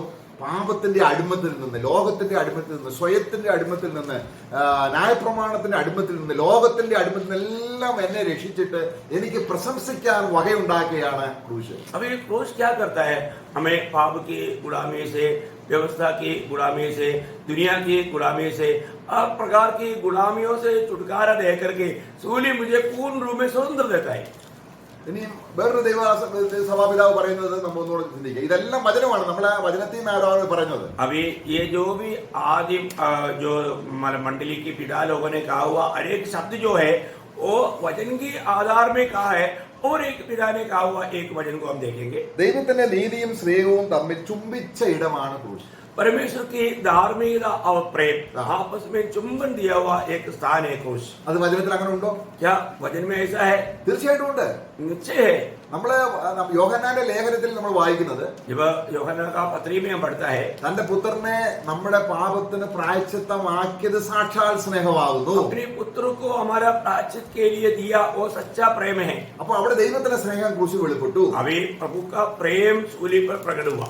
നമ്മള് റോമലേഖനം അതിന്റെ 3-ാം അധ്യായത്തിൽ വായിക്കുന്നത്, रोमियो का पत्री 3रा अध्याय में हम पढ़ता है ദൈവത്തിന്റെ നീതി വെളിപ്പെട്ടു എന്നാണ്. परमेश्वर की धार्मिकता प्रकट हुआ. അതിന്റെ 3-ാം അധ്യായത്തിന്റെ 2-ാം അധ്യായത്തിൽ 3-ാം അധ്യായത്തിന്റെ 26-ാം വാക്യത്തിലുണ്ട്. जब रोमियो उसका 3रा अध्याय का 26 वचन में है, वरन इसी समय उसकी धार्मिकता प्रकट हो. കണ്ടോ, ദൈവത്തിന്റെ നീതി വെളിപ്പെട്ട സ്ഥലമാണ് ക്രൂശ്. परमेश्वर का धार्मिकता प्रकट हुआ एक स्थान है सूली. അതുപോലെ തന്നെയാണ് യോഹന്നാന്റെ ലേഖനത്തിൽ നമ്മൾ വായിക്കുന്നത്. वही बात हम यूहन्ना का पहला पत्र में हम पढ़ता है. അതിന്റെ 1 യോഹന്നാൻ 4-10 വാക്യം. उसका पहला यूहन्ना 4 अध्याय का 10 वचन. प्रेम इसमें नहीं कि हमने परमेश्वर से प्रेम किया, पर इसमें है कि उसने हमसे प्रेम किया है और हमारे पापों के प्रायश्चित के लिए अपना पुत्र को भेज दिया. അപ്പൊ ദൈവം ഇങ്ങനെ, ദൈവത്തിന്റെ സ്നേഹം ഇങ്ങനെ പ്രകടമായി എന്നാണ് വായിക്കുന്നത്. मतलब इस रीति में परमेश्वर का प्रेम प्रकट हुआ करके हम पढ़ते हैं. നമ്മള് പാപത്തിൽ മരിച്ച് നീതിക്ക് ജീവിക്കേണ്ടതിന്, ഇനിയും യേശുവിനാൽ ജീവിക്കേണ്ടതിനും കൂടെ സ്നേഹം രണ്ട് നിലയിലാണ് ദൈവസ്നേഹം പ്രകടമായത്. अभी हम पाप के लिए मर करके प्रभु के लिए जीवन बिताना, मतलब यहाँ पर हम देखते हैं कि प्रेम 2 प्रकार हम मतलब यहाँ पर अनुभव में आता ഒന്ന് है. നമുക്ക് പ്രായശ്ചിത്തമായി, एक बात देखेगा तो वह हमारे लिए प्रायश्चित हुआ. ഇനിയും നാം ജീവിക്കേണ്ടത് അവനാൽ ജീവിക്കണം. अभी हम आगे को जब जीना है तो हम प्रभु के लिए जीना चाहिए. Praise the Lord. Praise the Lord. ദൈവത്തിന് എത്ര മഹത്വം വരുന്നതാണ് ക്രൂശ്. प्रियो, परमेश्वर का कितना महिमा लाने वाली बात है क्रूस. ദൈവത്തിന്റെ സ്നേഹവും നീതിയും തമ്മിൽ ചുംബിക്കുകയാണ്. क्योंकि परमेश्वर का प्रेम और धार्मिकता आपस में चुंबन करने वाला स्थान है क्रूस. പാപിയായ മനുഷ്യൻ ദൈവത്തെ കണ്ടുമുട്ടിയ സ്ഥലമാണ് ക്രൂശ്. और पापी परमेश्वर से भेड़ हुआ स्थान है क्रूस. നമ്മള് 1 പത്രോസ് 3:18 നമ്മൾ വായിക്കുന്നത്, जब पहला पत्रोस 3रा अध्याय का 18 वचन में पढ़ता है, നീതിമാനായ ക്രിസ്തു उस धर्मी प्रभु यीशु मसीह നീതികെട്ടവരായ നമ്മളെ अधर्मी हमें ദൈവത്തോട് അടുപ്പിച്ചു. परमेश्वर से निकल लाया, मेल करवाया. അപ്പൊ ദൈവത്തെ നമ്മൾ കണ്ടുമുട്ടിയോ? और उस समय में हम प्रभु से मतलब प्रभु को मिला कि नहीं? തീർച്ചയായിട്ടും. ഞാൻ മുഖാന്തരമല്ലാതെ ആർക്കും പിതാവിന്റെ അടുക്കൽ വരാൻ കഴിയുകയില്ല.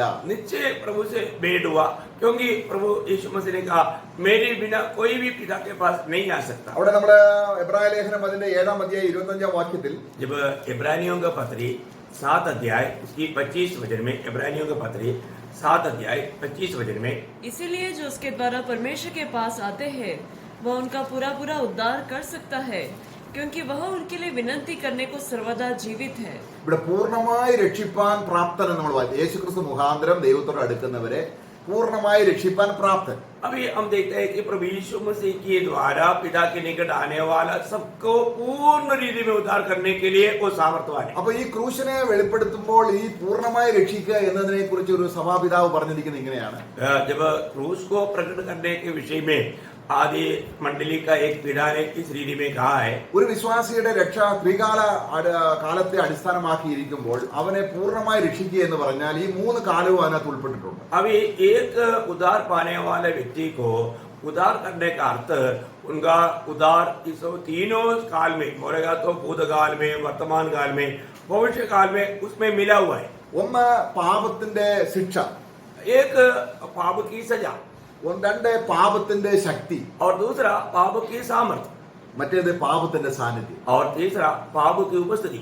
ഈ 3 കാര്യങ്ങളിലും പൂർണ്ണമായി രക്ഷിപ്പാൻ പ്രാപ്തനാണ് യേശു. ये तीनों बातों में पूर्ण रूप में हमें छुटकारा देने के लिए सामर्थ्यवान है प्रभु. ഒന്ന് പാപത്തിന്റെ ശിക്ഷ, अभी नंबर 1 वो पाप की सजा, അത് ക്രിസ്തു ക്രൂശിൽ നിവർത്തിച്ച് കഴിഞ്ഞു. वो कार्य प्रभु यीशु मसीह ने काल्वरी सूली पर कर चुका है. എന്നാൽ പാപത്തിന്റെ ശക്തി ഇപ്പോഴും നമ്മളിൽ വരുന്നത് കൊണ്ടാണ്, നമുക്ക് ആ വഴി അറിയാത്തത് കൊണ്ട്, ക്രൂശ് അറിയാത്തത് കൊണ്ടാണ് പിന്നെയും പാപത്തിൽ വീഴുന്നത്. अभी हमारे जीवन में पाप का सामर्थ्य आते रहता है. अगर जो व्यक्ति प्रभु का काल्वरी सूली का सामर्थ्य को नहीं जानेगा तो उसमें गिर सकता है. അവിടെ റോമാലേഖനം 8-ാം അധ്യായം 2-ാം വാക്യത്തിൽ ന്യായപ്രമാണത്തിന് കഴിയാഞ്ഞതിനെ സാധിപ്പാൻ ദൈവം തന്റെ പുത്രനെ പാപജഡത്തിന് സാദൃശ്യത്തിലും പാപ നിമിത്തം അയച്ചു, പാപത്തിന് ജഡത്തിൽ എന്നെ ദൈവം ശിക്ഷിച്ച സ്ഥലമാണ് ക്രൂശ്. इसका मतलब क्या है कि रोमियो का पत्र उसकी 8 अध्याय का 2रा वचन में हम देखते हैं कि पढ़िए, क्योंकि जीवन की आत्मा की व्यवस्था ने मसीह यीशु में मुझे पापी की और मृत्यु की व्यवस्था से स्वतंत्र कर दिया, क्योंकि जो काम व्यवस्था शरीर के कारण दुर्बल होकर न कर सकी उसको परमेश्वर ने किया, अर्थात अपने ही पुत्र को पाप में शरीर की समानता में और पाप बलि होने के लिए बेचकर शरीर में पाप पर दंड की आज्ञा दी. അപ്പൊ യേശുവിന്റെ വിശുദ്ധ ശരീരത്തിൽ प्रभु यीशु मसीह की पवित्र शरीर में ദൈവം എന്ത് ചെയ്തു? पिता परमेश्वर ने क्या किया? ഈ പാപിയായ എന്നെ ദൈവം ന്യായം വിധിച്ചു. मतलब मुझ पापी को परमेश्वर ने अपने पुत्र में न्याय किया. ഇതാണ് ന്യായപ്രമാണം പറയുന്നത്, പാപി നീ മരിക്കണം. क्योंकि व्यवस्था कहता है कि हे पापी तुझे मरना है. ഇങ്ങനെ പാപത്തിന് എന്റെ മേലുള്ള ശക്തി മരണത്തോട് ഇല്ലാതായി. इसका मतलब पाप का जो मुझ पर जो सामर्थ था वो मृत्यु के द्वारा खत्म हो गया. ഇനി ഞാൻ എങ്ങനെ ജീവിക്കും? अभी मैं आगे को कैसे जीऊं? ആത്മശക്തിയിൽ. अभी आत्मा का सामर्थ्य में. Praise the Lord. Praise അതാണ് വായിക്കുന്നത്.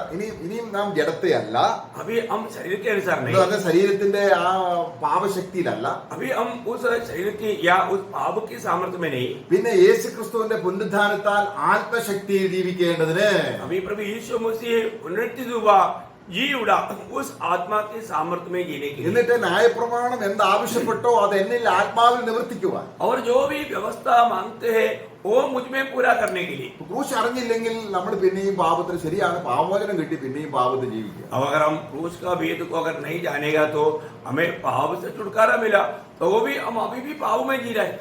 അപ്പൊ പൂർണ്ണമായി രക്ഷിക്കാൻ ക്രിസ്തു പ്രാപ്തനല്ല എന്ന് എന്റെ ജീവിതത്തിലൂടെ ഞാൻ തെളിയിക്കുകയാണ്. इसका मतलब क्या है कि मेरा प्रभु मुझे पाप की शक्ति से नहीं छुटकारा दे सकता है करके जीवन के द्वारा हम प्रकट कर रहे हैं. അതായത് താൻ മുഖാന്തരം ദൈവത്തോട് അടുക്കുന്നവരെ പൂർണ്ണമായി രക്ഷിപ്പാൻ പ്രാപ്തൻ. अभी हमने इब्रानियों 7:25 में अभी पढ़ा था कि यीशु मसीह के द्वारा पिता के निकट आने वालों को पूर्ण रूप में छुटकारा देने के लिए वो सामर्थ्यवान है. പാപത്തിന്റെ ശിക്ഷ, पाप की सजा, പാപത്തിന്റെ ശക്തി, पाप का सामर्थ्य അപ്പോൾ പിന്നെ ഇനി എന്താണ്?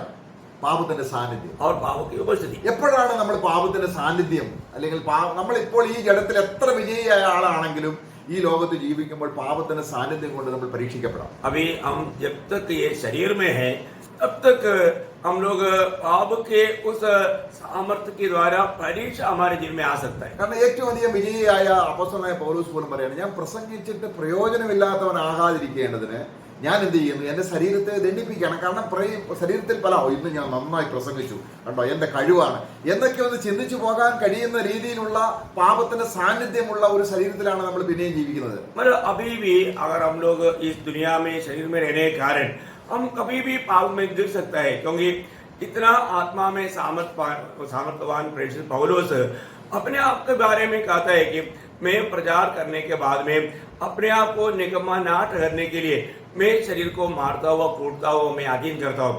बोलने का अर्थ क्या है कि हम थोड़ा प्रचार करने के बाद में, हाँ आज मैंने बहुत अच्छा प्रचार किया, एकदम सामर्थ्य का प्रचार किया, ऐसा बोल के हम थोड़ा घमंड कर सकता है। നമ്മൾ കർത്താവിന്റെ പുതു ശരീരം നമ്മൾ ഒരു പുതിയ ശരീരത്തോടുകൂടെ ക്രിസ്തുവിന്റെ അതേ ശരീരത്തോടെ മഹിമയുള്ള ശരീരത്തിൽ ജീവിക്കുമ്പോൾ ഈ പാപി ഇവിടെ ലോകത്തിൽ പാപമുണ്ട്.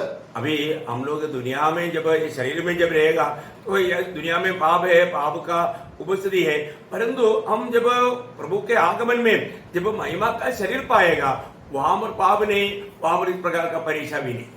കാര്യം എന്താണ്? इसका कारण क्या है? നമുക്ക് പാപത്തിന്റെ സാന്നിധ്യത്തിൽ രക്ഷിക്കുന്ന ഒരു ശരീരം നമുക്ക്, क्योंकि उस समय में इस पाप की उपस्थिति से छुटकारा मिला हुआ एक शरीर हमें मिला। അപ്പോൾ ഭൂമിയിൽ രക്തമോടുന്ന ശരീരത്തിൽ ജീവിക്കുന്നവരുണ്ട്. अभी उस समय में हमारा इस प्रकार का महिमा में प्रवेश करने के समय में ये दुनिया में शरीर में जीने वाले लोग हैं, അവർക്ക് പാപത്തിന്റെ സാന്നിധ്യം അനുഭവപ്പെടാം. और वो लोग इस पाप का उपस्थिति को अनुभव करेगा, പക്ഷെ നമുക്ക് അങ്ങനല്ല. परंतु हमारे जीवन में उस समय में ऐसे അപ്പോൾ नहीं है।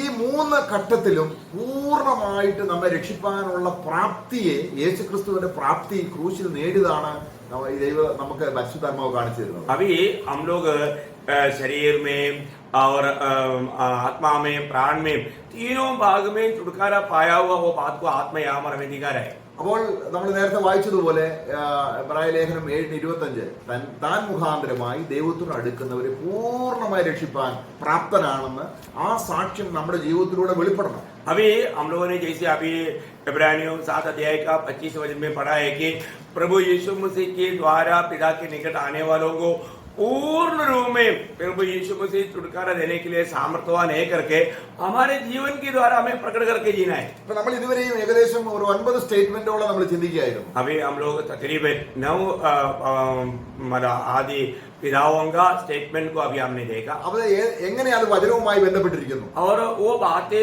कैसा प्रभु का वचन के साथ मिला रहता ആ है। കാലത്ത് ദൈവഭക്തന്മാർക്ക് ക്രൂശ് എത്രത്തോളം അനുഗ്രഹമായി. और उन दिनों में या शुरुआत की मंडली में परमेश्वर का क्रूस की वचन कितना उनके जीवन में कार्य किया। പിന്നെ വേറൊരു സഭാപിതാവ് പറയുന്നത്, और एक सभापिता कहता है, നഗ്നനായ മനുഷ്യന് നീതിയുടെ വസ്ത്രം ദൈവം നെയ്തെടുക്കാൻ നെയ്യാൻ വേണ്ടി ചെയ്ത പണിത നെയ്ത്തുശാലയാണ് ക്രൂശ്. मानव पाप की जरिया नंगा हुआ मनुष्य को धार्मिकता का वस्त्र तैयार करने वाला एक फैक्ट्री है क्रूस।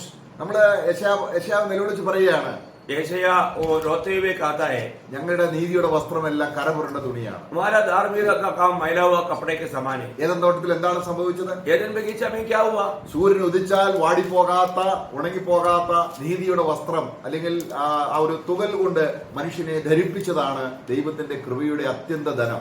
अभी उस एदन वाटिका में पाप किया हुआ मनुष्य को प्रभु ने जब धूप लगने से सूख ना जाने वाला एक चमड़ा का वस्त्र पहनाया, ये है क्रूस के वजह। അപ്പൊ ക്രൂശ് എന്താണ്? क्रूस क्या है? ക്രിസ്തുവിനെ നമുക്ക് നീതിയായി കിട്ടുകയാണ്. നമ്മൾ ഇന്ന് ദൈവത്തിന്റെ അടുക്കൽ വരുമ്പോൾ ക്രിസ്തുവിനെ ധരിച്ചാണ് നിൽക്കുന്നത്. मानव क्रूस हमारे लिए प्रभु को धार्मिकता होकर के मिलता है। हम प्रभु के पास कभी भी आता है तो उस धार्मिकता के साथ आता है। നമ്മളിന്ന് പലപ്പോഴും വരുമ്പോൾ നമ്മൾ അല്ലെങ്കിൽ ഉപവാസം എടുത്തു, പ്രാർത്ഥിച്ചു, നമ്മൾ ഒരുപാട് അധ്വാനിച്ചു, അതിന്റെ ഒരു നമ്മുടെ സ്വന്തം മെറിറ്റിൽ പലപ്പോഴും ദൈവസന്നിധി വരുന്നു. कई बार हम लोग क्या लगता है कि हमने उपवास किया है, हमने प्रार्थना किया है, और अपना जो क्रेडिट लेकर के अपना कुछ मन स्वभाव को या विशेष गुणों को देते हुए हम प्रभु की उपस्थिति में आता है। ലവോദിക്ക സഭയോട് കർത്താവ് പറയുകയാണ്, जब लवोदिका मंडली से प्रभु कहता है, ഞാൻ വെളിയില, കാരണം നിങ്ങൾ ഒന്നും തുണിയില്ലാതാണ് ഇരിക്കുന്നത്. मैं अभी बाहर है क्योंकि तुम लोग नंगा है। കർത്താവിനെ നഗ്നത കാണാൻ പറ്റത്തില്ല. प्रभु वो नंगाईपन को नहीं देख सकता, തന്റെ പിതാവിന് അർപ്പുള്ള ഒരു ജീവിതമാണ്. क्योंकि वो पिता के नजर में नफरत करने वाले एक जीवन है। നീ നഗ്നെന്ന് നീ അറിയുന്നില്ല, क्योंकि तुम नंगा है करके तू नहीं നീ जानता, കുരുടയാണ്, तो अंधा है, നീ ധനവാനെന്ന് പറയുന്നു, तो धनवान करके अपने आप को कहता है, പക്ഷെ വെറും കുഷ്ഠരോഗിയാണ്, ദരിദ്രയാണ്. परंतु तुम दरिद्र है, कंगाल है। നോക്കുക, കർത്താവിന് ക്രൂശിന്റെ മർമ്മം മനസ്സിലാകാതിരുന്ന ഒരു ജനം. देखिए प्रभु यीशु मसीह की सूली की भेद को ना जानने वाला एक झुंड लोग, അവർക്ക് ക്രൂശിനെ പ്രശംസിക്കാൻ അറിയത്തില്ല. वे लोग क्रूस की प्रशंसा नहीं कर पा रहा, എന്നാൽ ലോകത്തിന് പ്രശംസയുണ്ട്. परंतु उनको दुनिया की बातों में प्रशंसा है। ഞാൻ ധനവാൻ, मैं धनवान, ഞാൻ സമ്പന്നൻ, मैं संपन्न, എനിക്ക് ഒരു കുറവും. मुझे कोई घटी नहीं। നോക്കുക, ലോകത്തിന്റെ പ്രശംസയാണ്. मतलब ये दुनिया की प्रशंसा है। അപ്പൊ ആ സഭയിലുള്ളവരെല്ലാം ആരാണ്? अभी उस मंडली के सारे लोग कौन है? നിങ്ങളിൽ ആരെങ്കിലും ഒരാള് ക്രൂശിന്റെ വചനം എൻ്റെ അടുക്കിലേക്ക്. കാരണം കർത്താവ് ഇന്ന് നഷ്ടപ്പെട്ടു പോയ ദൈവത്തിന്റെ ആ അനുഗ്രഹിക്കപ്പെട്ട വചനങ്ങളെ കർത്താവ് വീണ്ടും തിരികെ കൊണ്ടുവരികയാണ് സഭയിൽ. मतलब अभी तुम में से कोई भी व्यक्ति मेरा वचन सुनकर के अगर मेरे लिए द्वार खोले, क्योंकि जो नष्ट हुआ उन बातों को प्रभु लेकर आ रहा है. എത്ര ശ്രേഷ്ഠമായ ഒരു അനുഗ്രഹമാണ്. कितना एक हमारा उत्तम एक आशीष की बात है. ലോകത്തിലുള്ള സകല മനുഷ്യർക്കും ദൈവം രക്ഷ സംവിധാനം ചെയ്ത ഏക സ്ഥലം ക്രൂശാണ്. मतलब सारे मानव जाति के लिए उद्धार तैयार किया हुआ एकमात्र स्थान क्रूस है. നമുക്ക് വേറൊരു ഭക്തന്റെ നിലപാട് നോക്കാം. और एक भक्त का वचन हम सुनेंगे. ഭക്തന്റെ ത്യാഗ ജീവിതത്തിന് പ്രചോദനം തരുന്നതാണ് ക്രൂശ്.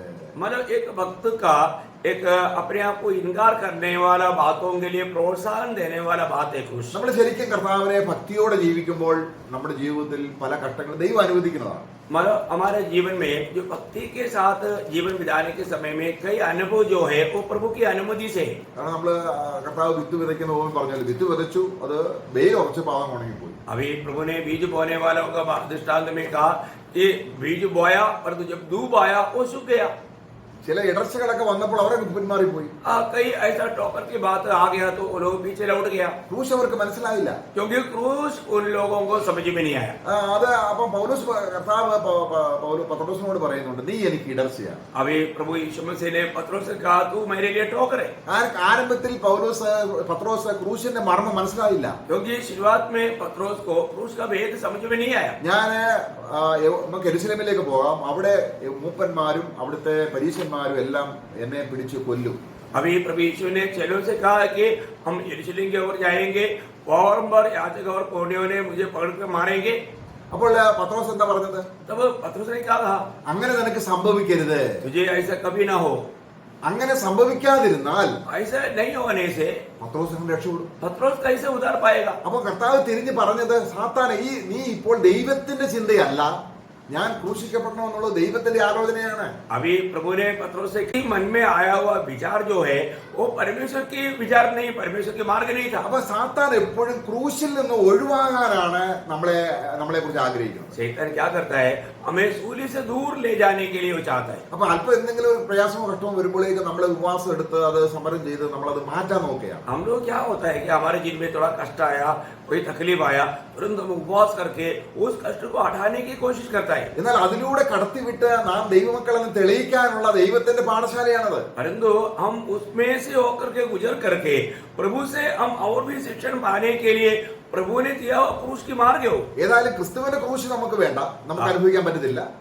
कुछ भी हो, हम मसीह के उस क्रूस के अनुभव को हम नहीं ले सकता. എന്നാൽ ക്രൂശ് മനസ്സിലായാൽ परंतु जो क्रूस का भेद को जाने, നമ്മുടെ ചെറിയ ചെറിയ ക്രൂശ് വിട്ടുപോകാൻ നമുക്ക് തോന്നത്തില്ല. हमारे जीवन के क्रूस को हम हटा करके जाने के लिए हमको कभी नहीं लगेगा. അപ്പൊ ക്രൂശ് കണ്ടാൽ നമ്മുടെ ജീവിതത്തിൽ കഷ്ടം അനുഭവിക്കാനുള്ള പ്രചോദനമായി. अभी ये क्रूस देखने से हमारा भी जीवन में कष्ट में चलने के लिए एक प्रोत्साहन मिलता है. പ്രിയമുള്ളവരെ, നമ്മുടെ ഓരോ കഷ്ടങ്ങൾക്കും ആത്മാവിന്റെ സഹായത്താൽ നമ്മൾ അനുഭവിക്കുന്ന നമ്മുടെ കിരീടം നമുക്ക് തേജസ്സാണ് ആയി മാറുകയാണ്. प्रियो, हमारा एक एक कष्ट जब आत्मा में हम जानेगा तो ये सारे बात हमारे महिमा में बदलते जाता है. ദൈവം മഹത്വം എടുത്ത ഒരു കാര്യവും ദൈവം ചുമ്മാതെ മഹത്വം എടുക്കുന്നില്ല. ദൈവം ആ മഹത്വം എടുത്തതിന് ചെലവ് അതിന്റെ ഇരട്ടി കൊടുക്കും, അവനെ ധനം കൊടുക്കും. जब हम प्रभु के कार्य इस रीति में महिमा प्राप्त करने के लिए जो भी किया उनको दुगुना प्रभु आशीष देगा. ഞാൻ ക്രിസ്തുവിന്റെ നാമനിമിത്തം നിന്നെ അനുഭവിക്കുന്ന എന്റെ സ്വന്തം കയ്യിൽ നിന്ന് എന്തെങ്കിലും എടുത്ത് ഞാൻ നിന്നെ അനുഭവിക്കണ്ട. मैं अगर प्रभु के खातिर में निंदा सहता है तो मैं अपनी पॉकेट से कुछ डाल करके निंदा नहीं सहूंगा. അത് ക്രിസ്തുവിന്റെ ആത്മാവിന്റെ സഹായമാണ്. वो प्रभु की आत्मा की सहायता से है. ആത്മാവിനെ ഇവിടെ അനുവദിച്ചാൽ ഇവിടെ ദൈവത്തിന് മഹത്വം വരും, സ്വർഗത്ത് തേജസ് കിട്ടും. मतलब प्रभु अनुमति करे तो हम उस बात को उड़ाने से यहाँ पर भी प्रभु का महिमा हो जाएगा और स्वर्ग में बड़ा महिमा भी मिल जाएगा. എത്ര അവസരങ്ങൾ നമ്മൾ ക്രൂശ് മനസ്സിലാകാത്തത് കൊണ്ട് നഷ്ടമാക്കുന്നു. प्रियो, हम लोग हमारे जीवन में ऐसा कितना अवसर जो हमारे आनंद काल के लाभ के बातों को हम नष्ट करते हैं. ക്രൂശിനെ നമ്മൾ ശരിക്കും ചുംബിച്ചാൽ അനേക നഷ്ടങ്ങൾ നമ്മുടെ ജീവിതത്തിൽ സംഭവിക്കാം. अगर हम क्रूस को अच्छी रीति में चुंबन करें तो हमें दुनिया में कई बातों का नुकसान उठाना पड़ेगा. കർത്താവിന്റെ ക്രൂശിനെ നമ്മൾ പിൻപറ്റുകയാണെങ്കിൽ സത്യം മാത്രമേ പറയാൻ പറ്റുള്ളൂ. अगर हम क्रूस के पीछे चलता है तो हम सिर्फ सच्चाई बोलेगा. നമ്മൾ സത്യത്തെ വിൽക്കുകയല്ല, നമ്മൾ വാങ്ങുകയാണ്. हम सच्चाई को भेजना नहीं, हम सच्चाई को खरीदना है। ദൈവത്തിന്റെ സാക്ഷ്യമാണ് ക്രൂശ്. क्योंकि प्रभु का गवाही है क्रूस। നമ്മളെ കർത്താവ് അങ്ങനെയുള്ളവരല്ല എന്ന് സത്യമായി സാക്ഷിക്കുന്നതാണ് ക്രൂശിലൂടെ നമ്മൾ പോകുമ്പോൾ. मेरा प्रभु यीशु मसीह और लोगों के जैसा नहीं है, ये बात का गवाही देने वाला बात है क्रूस। കള്ളം പറയുന്ന സാഹചര്യം വരുന്നു. कई बार हमें कुछ झूठ बोलने का ऐसा अवसर आएगा। ദൈവം പറഞ്ഞ പുത്രന്റെ സാക്ഷ്യം ഹൃദയത്തിലുള്ള ഒരു വ്യക്തിക്ക് എന്റെ കർത്താവ് അങ്ങനല്ലെന്നൊരു നിലപാട് സ്വീകരിച്ചാൽ അവൻ ആ കള്ളം പറയാൻ പറ്റത്തില്ല. കാരണം അത് ക്രിസ്തു അവിടെ വെളിപ്പെടുകയാണ്. ദൈവം തന്റെ പുത്രനെ വെളിപ്പെടുത്തുകയാണ് അവിടെ. जो व्यक्ति को क्रूस का भेद मालूम हो गया, मेरा यीशु ऐसा नहीं है, वो कभी झूठ नहीं बोलता, ये बात को अगर उसका सच्चा प्रकाश मिलेगा तो वहां पर जो झूठ ना बोलते हुए अनुभव में आगे बढ़ता है, तो वहां पर यीशु मसीह की महिमा होता है। നമുക്ക് അവിടെ നഷ്ടം സംഭവിക്കാം. हाँ, ऐसे जगह में हमें कई नुकसान हो सकता है। അപ്പൊ നമ്മൾ വീട്ടിൽ തിരിച്ചു വന്നിട്ട് അയ്യോ ദൈവമേ എനിക്ക് നഷ്ടമായി പോയല്ലോ എന്നല്ല പറയുന്നത്. उस समय में घर में आकर के ओ प्रभु मैं तो सच्चाई बोलने कर मुझे नुकसान हुआ करके हम प्रभु को नहीं बोलेगा। എന്റെ തേജസ്സിന്മേൽ അല്പവും കൂടെ തേജസ് വർദ്ധിക്കുകയാണ്. हम वो क्रूस का दर्शन के कारण हम क्या बोलेंगे, मुझे और भी महिमा मिला। തേജസ് അളക്കാൻ ഒരു മെഷറും ഇല്ല. क्योंकि हमें मिलने वाला वो महिमा को नापने के लिए कोई नापदंड नहीं। ഇരുട്ടിനെ അളക്കാനാണ് ഇരുട്ടിന്റെ തിക്നെസ്. അവിടെ മിസ്രയീമിൽ ബാധ അയച്ചപ്പോൾ ഇരുട്ടിന്റെ ഖനം എന്ന് പറയാം. हमारा जब अंधेरे को नापने के लिए वहां पर घोर अंधेरा करके बताया। ഇതുപോലെ തന്നെയാണ് തേജസ്സിന്റെ നിത്യഖനം. अभी इसी प्रकार महिमा का उस अनंत महिमा, തേജസ് ഈ ഇരുട്ടിന്റെ ഖനം കിട്ടിയവരുടെ അവസ്ഥ എന്താണ്? अभी आप देखिए उस अंधकार, इतना भारी अंधकार में पड़ा हुआ लोगों का अवस्था क्या रहेगा। എന്നെ ക്രൂശ് സ്വീകരിക്കാത്തവർക്ക് കർത്താവ് ഇരുട്ടിന്റെ ഖനം സംഭരിച്ചു വെച്ചിരിക്കുകയാണ്. प्रियो, जो व्यक्ति क्रूस को नहीं अपनाया, क्रूस का भेद को नहीं जाना, उस मार्ग में नहीं चला, उनके लिए ये अंधकार, भारी अंधकार उनके लिए इकट्ठा करके रखा है। ക്രൂശ് സ്വീകരിച്ചവർക്ക് ആ വെളിച്ചത്തിന്റെ ഖനം അല്ലെങ്കിൽ തേജസ്സിന്റെ ഖനം, നിത്യഖനം, അത് നിത്യമാണ്, താൽക്കാലികമല്ല. परंतु जिसने सूली को अपनाया और उस व्यक्ति को प्रभु ने जो इकट्ठा करके रखा है, वो महिमा का बड़ा धन है, बहुत बड़ा महिमा है। അപ്പൊ ആ സ്റ്റേറ്റ്മെന്റിനെ നമ്മൾ ഘടിപ്പിക്കേണ്ടത് 2 कोरिन्थियर അതിന്റെ 4-ാം അധ്യായത്തിന്റെ 17-ാം വാക്യം. जब हम इस बात को उस शब्द से मिलाना चाहिए, 2 कोरिन्थी उसका 4 अध्याय उसका 17 वचन। क्योंकि हमारा पल भर का हल्का सा क्लेश हमारे लिए बहुत ही महत्वपूर्ण और अनंत महिमा उत्पन्न करता जाता है। നോക്കുക, അപ്പം ക്രിസ്തുവിന്റെ ക്രൂശ് നമ്മൾ മനസ്സിലാക്കിയാൽ ഒരു ഭക്തന് ത്യാഗം സഹിക്കാനുള്ള പ്രചോദനം കിട്ടും. इसका मतलब क्या है कि अगर हम प्रभु यीशु मसीह की सूली की भेद को अगर हम समझेगा तो हमें कष्ट सहने के लिए हमें बहुत बड़ा प्रोत्साहन मिलता है। അല്പകാലത്തേക്കുള്ള കഷ്ടം, क्योंकि थोड़ी समय का पल भर का हल्का सा क्लेश, നമ്മൾ കഷ്ടം അനുഭവം അല്പകാലത്തേക്കുള്ളൂ. हम लोग जो भी कष्ट सहता है, दुख सहता है, वो थोड़ी देर के लिए। പക്ഷെ ക്രൂശ് മനസ്സിലാക്കിയാൽ അതിന്റെ നിത്യമായ അതിന്റെ ആ ഖനം അത് നിത്യകാലത്തേക്കുള്ള തേജസ്സാണ്. परंतु उस क्रूस का भेद जानने वालों के लिए, ये कष्ट सहने वालों के लिए वो अनंत महिमा उत्पन्न करता है। അപ്പൊ ക്രൂശിന്റെ മഹത്വപൂർണമായ ദൈവഹൃദയത്തിലെ ആലോചനകളാണ് നമ്മൾ ചിന്തിച്ചുകൊണ്ടിരിക്കുന്നത്. इसका मतलब अभी आज हम क्या बात सोच रहे हैं, जो क्रूस का जो महत्व है उसके द्वारा या उस सूली के मार्ग में चलने के द्वारा मिलने वाला उस महिमा का बारे में हम लोग सोच रहे हैं। ക്രൂശ് ഇല്ലാത്ത സഭ, जो सूली बिना मंडली ക്രൂശ് ഇല്ലാത്തൊരു യേശു, और सूली बिना यीशु, ക്രൂശ് ഇല്ലാത്തൊരു ജീവിതം, सूली बिना एक जीवन, നമ്മളെ നോക്കുക, ക്രൂശ് ഇല്ലാത്ത അനുഭവങ്ങൾ और हमें अपने जीवन को परखे जो बिना सूली का अनुभव, എത്ര അപകടമാണ്. ये कितना हमारा धोखादार है, कितना डेंजर है। കർത്താവ് പറയാണ്, ഈ വഴി ഇടുക്കമുള്ള വഴി കണ്ടെത്തിയവർ ചുരുക്കമാണ്. इसलिए प्रभु ने कहा ये जो सकरा मार्ग को पाया हुआ लोग बहुत कम है। അതേസമയത്ത് ക്രൂശ് ഇല്ലാതെ ക്രിസ്തീയ മാർഗത്തിൽ സഞ്ചരിക്കുന്നവർ അനേകരാണ്. परंतु क्रूस बिना मसीह मार्ग में चलने वाले लोग बहुत है, അവരുടെ അന്ത്യം നാശം. और उनका अंत नाश है। പൗലോസ് ഫിലിപ്പിലേന്തി പറയുകയാണ്, ക്രൂശിന് വിരോധികളായി സുവിശേഷകന്മാർ നടക്കുന്നു. हाँ, हम फिलिपियों का पत्र में बढ़ता है कि बहुत से लोग हमारा क्रूस का विरोधी बन गया है। ആ വാക്യം ഒന്ന് വായിക്കാം. ഫിലിപ്പിയ ലേഖനം 3-ാം അധ്യായം. फिलिपियों का पत्र उसका 2 अध्याय का 17 वचन। अनेकर 3 अध्याय का 17 वचन।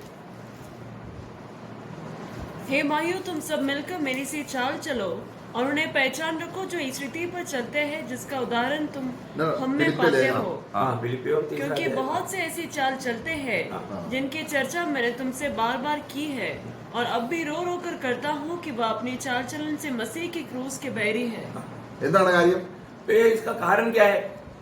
കർത്താവിന്റെ ക്രൂശ് എന്ന് പറയുന്നത് ഒരാൾ ക്രൂശ് എടുത്തുകൊണ്ട് പോവുക എന്ന് പറഞ്ഞ അർത്ഥം എന്താണ്? मतलब एक व्यक्ति क्रूस को उड़ाकर ले चलने का अर्थ क्या है? അത് നിന്ദയുടെ വഴിയാണ്. वो निंदा का रास्ता है, കാരണം ഒരു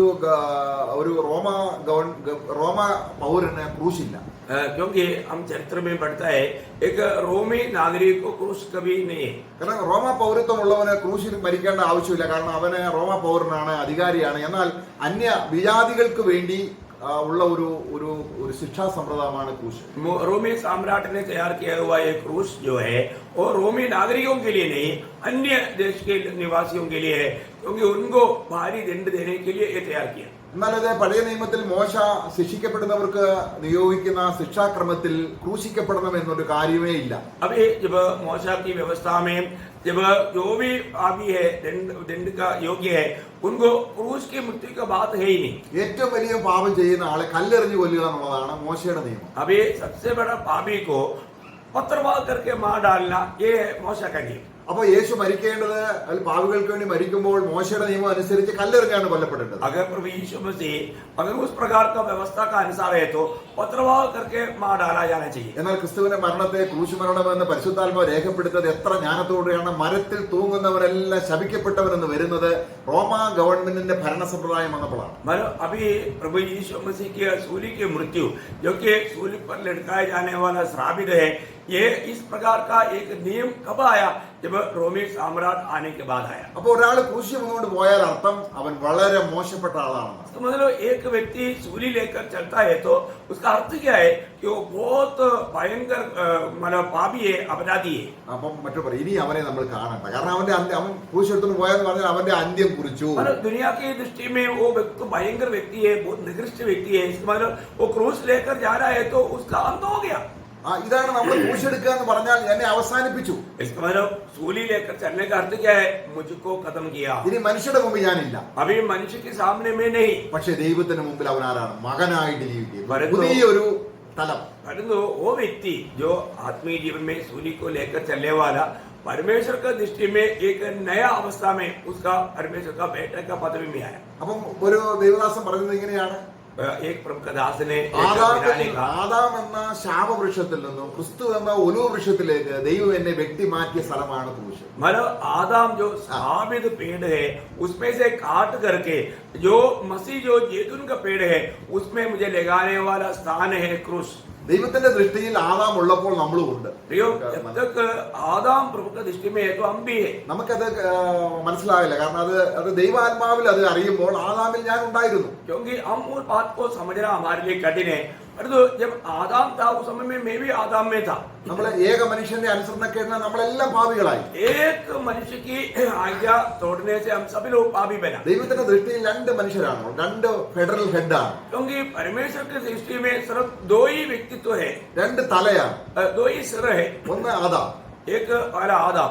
ആദാമിൽ ശപിക്കപ്പെട്ടവരായിരിക്കുന്ന ഒരു വ്യക്തി മാറ്റി ക്രിസ്തു എന്ന അനുഗ്രഹിക്കപ്പെട്ട ശിരസിലേക്ക് ദൈവം മാറ്റിയ സ്ഥലമാണ്. उस आदम पाप करने के द्वारा श्रापित बन गया, उसे काट करके आशीष का स्थान मसीह उस अधीन लाने वाला बात है क्रूस. സ്നാനത്തിന്റെ അർത്ഥം ഇതൊക്കെയാണ്. बपतिस्मा का अर्थ यही है. നമ്മൾ സ്നാനപ്പെട്ട കർത്താവിനോട് ചേർന്ന് കർത്താവിന്റെ വഴിയിൽ നമ്മൾ നടക്കുമ്പോൾ ഞാൻ ഒരു പുതിയ ശിരസിനോട് ആത്മാവിൽ ഘടിക്കപ്പെട്ടിരിക്കുന്നു. मैं जब बपतिस्मा लेकर के नया पेड़ के साथ या नया सिर के साथ जोड़ा गया तो वहां पर सारे बात नया बन गया. അപ്പൊ അവിടെ നമ്മൾ വായിച്ചത് എന്താണ്? अभी हमने यहाँ पर क्या पढ़ा? നമുക്ക് ക്രിസ്തുവിന്റെ ക്രൂശ് മൂലം ലഭിക്കുന്ന അനുഗ്രഹങ്ങളെല്ലാം ദൈവത്തിന് മഹത്വമാണ്. मतलब प्रभु यीशु मसीह की सूली के द्वारा मिलने वाला सारे आशीष प्रभु की महिमा है. വേറൊരു സഭാപിതാവ് പറയുന്നത് ദൈവത്തെ എന്റെ പിതാവാക്കിയ സ്ഥലമാണ് ക്രൂശ്. मतलब और एक पिता ने एक गवाही दिया कि पिता महान परमेश्वर को मेरा पिता बनाया हुआ स्थान है क्रूस. എവിടെയാണ്? നമ്മൾ ശത്രുക്കളായിരുന്നു. हम लोग परमेश्वर के वैरी थे. നമ്മളെ ശത്രുക്കളായിരുന്ന ഒരു വ്യക്തിയെ हम जब परमेश्वर के दुश्मन थे ऐसे एक व्यक्ति को നമ്മളെ ശത്രുക്കളായിരുന്നപ്പോൾ തന്നെ പുത്രന്റെ മരണത്താൽ നെരുപ്പ് ലഭിച്ചു. ഈ ഞാൻ ദൈവത്തിന് ശത്രുവാണെന്നും ദൈവത്തിനെതിരെ നിൽക്കുന്ന നമ്മൾ സമ്മതിച്ചേറ്റ് പറഞ്ഞാൽ ദൈവം നമ്മളെ ശത്രുവായിട്ടല്ല മകനായിട്ടാണ് സ്വീകരിക്കുന്നത്. जब हम पाप के कारण परमेश्वर की वैरी थे वो बात को हम अपने पाप कबूल करेगा तो परमेश्वर ने हमें अपने पुत्र के अनुभव में हमें लेकर आता है. അപ്പൊ ക്രൂശ് കണ്ട ഒരു വ്യക്തി ദൈവത്തെ പിതാവെന്ന് വിളിക്കുമ്പോൾ അതിനൊരു മാനം പ്രത്യേകതയാണ്. जो क्रूस को देखा वो व्यक्ति महान परमेश्वर को अब्बा पिता कहता है, वो एक सबसे बड़ा एक श्रेष्ठ बात है। എന്തുകൊണ്ടാണ് ദൈവത്തെ അല്ലാതെ പലരെയും നമ്മൾ ആത്മീയ അർത്ഥത്തിൽ പിതാവേ പിതാവ് എന്ന് വിളിക്കുന്നത്? हम लोग परमेश्वर को मतलब और किसी को नहीं, परमेश्वर को आत्मा में प्रकाश पाने के बाद ये पिता क्यों कहता है? നമുക്ക് ക്രൂശ് അറിയാത്തത് കൊണ്ടാണ്. जो लोग नहीं बुलाता है तो वो लोग क्रूस को नहीं जानता, എന്നാൽ ക്രൂശ് മനസ്സിലായ ഒരു വ്യക്തിക്ക്, परंतु जिसने क्रूस का भेद को जाना, ദൈവത്തോട് അന്യപ്പെട്ടു പോയ എന്നെ, हाँ, जो परमेश्वर से मैं दूर गया हुआ मुझको, കാരണം ദൈവത്തോട് അകന്നു പോയ ഒരു വ്യക്തിയാണ്, അല്ലെങ്കിൽ ദൈവത്തിന്റെ ശിക്ഷ കീഴിലുള്ള ഒരു വ്യക്തിയാണ് ദൈവത്തെ ദൈവമേ ദൈവമേ എന്ന് വിളിക്കുന്നത്. अभी जो व्यक्ति परमेश्वर से दूर चला गया, जो भाव में जीवन बिताता है, वही व्यक्ति परमेश्वर को हे परमेश्वर करके पुकारते हैं। നമ്മുടെ കർത്താവിന്റെ ജീവിതം നോക്കുക. हम अपने प्रभु का जीवन को देखें। തന്റെ ജീവിതത്തിൽ എപ്പോഴെങ്കിലും ദൈവത്തെ ദൈവം എന്ന് വിളിച്ചിട്ടുണ്ടോ? हमारे प्रभु यीशु मसीह दुनिया में जीते वक्त कभी हमारे प्रभु को हे प्रभु करके पुकारा क्या? അല്ല, परमेश्वर। ഈ हाँ, हे പരമേശ്വരൻ परमेश्वर करके। അവന്റെ ജീവിതത്തിൽ ഒരിക്കൽ പോലും ദൈവത്തെ ദൈവം എന്ന് വിളിച്ചിട്ടില്ല. मानो प्रभु यीशु मसीह ने एक भी बार हे परमेश्वर करके नहीं पुकारा। എന്റെ പിതാവ് എന്റെ പിതാവ്, वो हमेशा मेरा पिता कहा। എന്റെ പിതാവ് എന്നോടുള്ളത് കൊണ്ട് ഞാൻ ഏകനല്ല. मेरा पिता मेरे साथ इसलिए मैं अकेला नहीं। എന്നാൽ ഗതസമനത്തോടെ എന്താ സംഭവിച്ചത്? परंतु हम लोग उस मतलब गत्सेमना बाग में क्या हुआ? ഒരു പാപിയുടെ സ്ഥാനത്ത് നിൽക്കുകയാണ്. जब एक पापी के स्थान में, ഒരു പാപിക്ക് ദൈവത്തെ പിതാവെന്ന് വിളിക്കാൻ പറ്റില്ല. एक पापी महान परमेश्वर को कभी भी पिता नहीं पुकार सकता। അങ്ങനെ കർത്താവ് നിലവിളിക്കുകയാണ്, എന്റെ ദൈവമേ എന്റെ ദൈവമേ. अभी हम देखो क्रूस में एक बार प्रभु वहां पर एक बार कहा कि हे मेरे परमेश्वर, हे मेरे परमेश्वर। കാരണം ദൈവത്താൽ കൈവിടപ്പെട്ട ഒരു വ്യക്തിക്ക് പിതാവെന്ന് വിളിക്കാനുള്ള അധികാരമില്ല.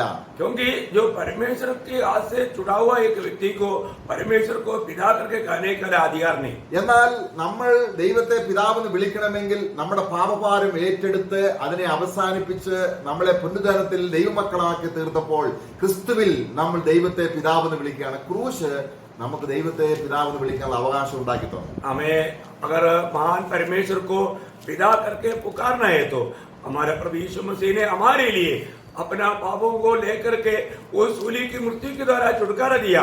उस छुटकारा को हम जब कबूल करेगा तभी वो क्रूस हमें पिता करके पुकारने के लिए हमें उस योग्यता में लाया। കണ്ണീന ദൈവമക്കൾ എന്ന് വിളിക്കപ്പെടുവാൻ പിതാവ് എത്ര വലിയ സ്നേഹം. देखो, हमें अब्बा पिता करके कहने के लिए पिता ने हमसे कितना बड़ा प्रेम दिया। അതെങ്ങനെയാണ്? ക്രൂശിനാണ് അത് വെളിപ്പെട്ടത്. वो कहां पर प्रकट हुआ? क्रूस पर प्रकट हुआ। ക്രൂശ് മനസ്സിലായി കഴിഞ്ഞാൽ നമ്മുടെ ഉള്ളിൽ ദൈവത്തിന്റെ പരിശുദ്ധാത്മാവ് ദൈവത്തെ പിതാവെന്ന് വിളിക്കാനുള്ള പുത്രത്വത്തിന്റെ ആത്മാവിനെ തരികയാണ്. तो उस क्रूस का भेद को अगर हमें प्रकाश करके मिलेगा तो हमें महान परमेश्वर को अब्बा पिता कहने के लिए वो प्रकाश हमें मिल जाता है। കാരണം ദൈവത്തെ ദൈവം എന്ന് വിളിക്കുന്ന ആ പാപി, അവൻ പാപി എന്ന നിലയിൽ ദൈവത്തെ ദൈവം എന്ന് വിളിക്കുന്നുണ്ട്. जब एक व्यक्ति भाव में जीवन बिताने वाला व्यक्ति परमेश्वर को परमेश्वर करके पुकारते हैं, ലോക മനുഷ്യരെല്ലാം പറയുന്നുണ്ട് ദൈവം ദൈവം ദൈവം. दुनिया के सारे लोग ऐसे कहता है कि परमेश्वर परमेश्वर परमेश्वर। എന്നാൽ ആ ദൈവം നമ്മുടെ പിതാവാകുന്നു എന്നുള്ളത് എത്ര അനുഗ്രഹിക്കപ്പെട്ട കാര്യമാണ്. परंतु वो महान परमेश्वर हमारा पिता बन जाता है, ये कितना आशीर्वाद बात है। നമ്മൾ നിത്യജീവൻ ഉണ്ടെങ്കിൽ അത് പിതാവിന്റെ ജീവനാണ് പുത്രനിലൂടെ നമുക്ക് കിട്ടിയിരിക്കുന്നത്. क्योंकि अगर हमने अनंत जीवन पाया है तो पिता का जीवन पुत्र के द्वारा हमें मिला है। പിന്നെ ദൈവപുത്ര ബന്ധമാണ്, പിതൃപുത്ര ബന്ധമാണ്. फिर महान परमेश्वर के साथ पिता और पुत्र का संबंध है। അതുവരെ അനാഥരായ നമ്മള്, और उस समय तक हम लोग अनाथ थे, അപ്പനില്ലാത്തവര്, और उस समय तक हमारे पिता नहीं थे, നാശത്തിലേക്ക് പോകുന്നവര്, हम नाश में जा रहे थे। നമ്മളെ കരുതുന്ന ഒരു പിതാവിലേക്ക് അവൻ നമ്മളെ കൊണ്ടുപോകും. हमें हमारे लिए अच्छा प्रबंध करने वाला एक पिता की और हमें प्रभु यीशु मसीह लेकर അവന്റെ ആ വലിയ ആ ത്യാഗത്തിലൂടെ उसकी महान त्याग के द्वारा നമുക്ക് ദൈവം പിതാവായി. और हमारे लिए महान परमेश्वर पिता बना। നമ്മൾ ദൈവസന്നിധി ഇരുന്ന ഒന്ന് ശരിക്കും ഒന്ന് ധ്യാനിച്ചു നോക്കിയേ, നമ്മുടെ ഹൃദയം നിറഞ്ഞ് നമ്മൾ ദൈവത്തെ പിതാവെന്ന് വിളിക്കുമ്പോൾ ഹൃദയം അങ്ങ് हम लोग प्रभु की उपस्थिति में बैठ करके थोड़ा ध्यान करके देखो कि वो पिता है, वो पिता है। उस अवस्था में ध्यान करेगा तो हमारा हृदय एकदम भर जाता है। നമ്മൾ കൊലോസ്യലേഖനത്തിൽ വായിക്കണം, ഇരുട്ടിന്റെ അധികാരത്തിൽ നിന്ന് നമ്മളെ വിളിച്ച് തന്റെ സ്നേഹസ്വരൂപനായ പുത്ര രാജ്യത്തിൽ ആക്കിയ പിതാവിന് നന്ദിയോടെ സ്തോത്രം ചെയ്യണം. जब हम कोलोसियों का पत्री 12 अध्याय का 13 वचन में पढ़ता है कि हमें अंधकार का वश में से छुड़ा करके पुत्र का राज्य में लाया हुआ पिता को आभार भरा दिल से हम धन्यवाद करें। ഓ, എത്ര അനുഗ്രഹമാണ്! ये कितना धन्यवाद की बात है। ക്രൂശ് എത്ര അനുഗ്രഹമാണ്! क्रूस कितना आशीष की बात है। ക്രൂശിന്റെ വചനം നശിച്ചു പോകുന്നവർക്ക് क्रूस की कथा नाश होने वालों के लिए। അപ്പൊ ക്രൂശിന്റെ വചനം എന്ന് പറഞ്ഞാൽ, ദൈവത്തിന്റെ വചനം എന്ന് പറഞ്ഞാൽ ഈ ഘടകങ്ങളെല്ലാം അതിനകത്ത് ഉൾപ്പെട്ടിട്ടുണ്ട്. इसका मतलब क्या है कि परमेश्वर का वचन या सुसमाचार कहेगा तो हमने अभी जो विचार किया वो सारे बात उसमें इंक्लूड है। അപ്പോൾ ദൈവത്തിന്റെ വചനം എന്ന് പറഞ്ഞാൽ ക്രൂശിന്റെ വചനമാണ്.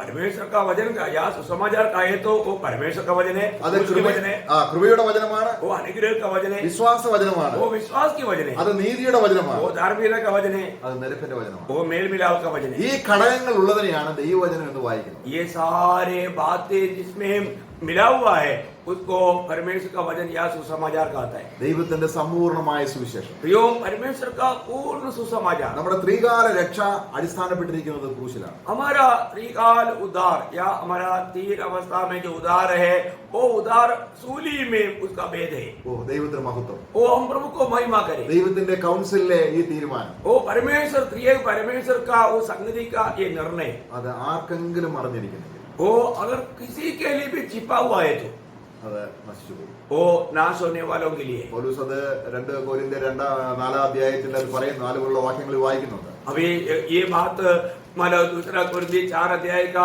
4 वचन में वो कहता है, ദൈവപ്രതിമയായ ക്രിസ്തുവിന്റെ സുവിശേഷം ആർക്കെങ്കിലും അറിഞ്ഞിരിക്കുന്നെങ്കിൽ, अगर परमेश्वर की जो प्रतिबिंब प्रभु यीशु मसीह का सुसमाचार और किसी के लिए छिपा हुआ है तो നമുക്ക് വായിക്കാതെ, और उन अविश्वासियों के लिए जिनकी बुद्धि इस संसार की ईश्वर ने अंधी कर दी है, ताकि मसीह जो परमेश्वर का प्रतिरूप है उसके तेजोमय सुसमाचार का प्रकाश उन पर न चमके। നശിച്ചു പോകുന്നവർക്കാണ് ഒരു പദവില്ലേ.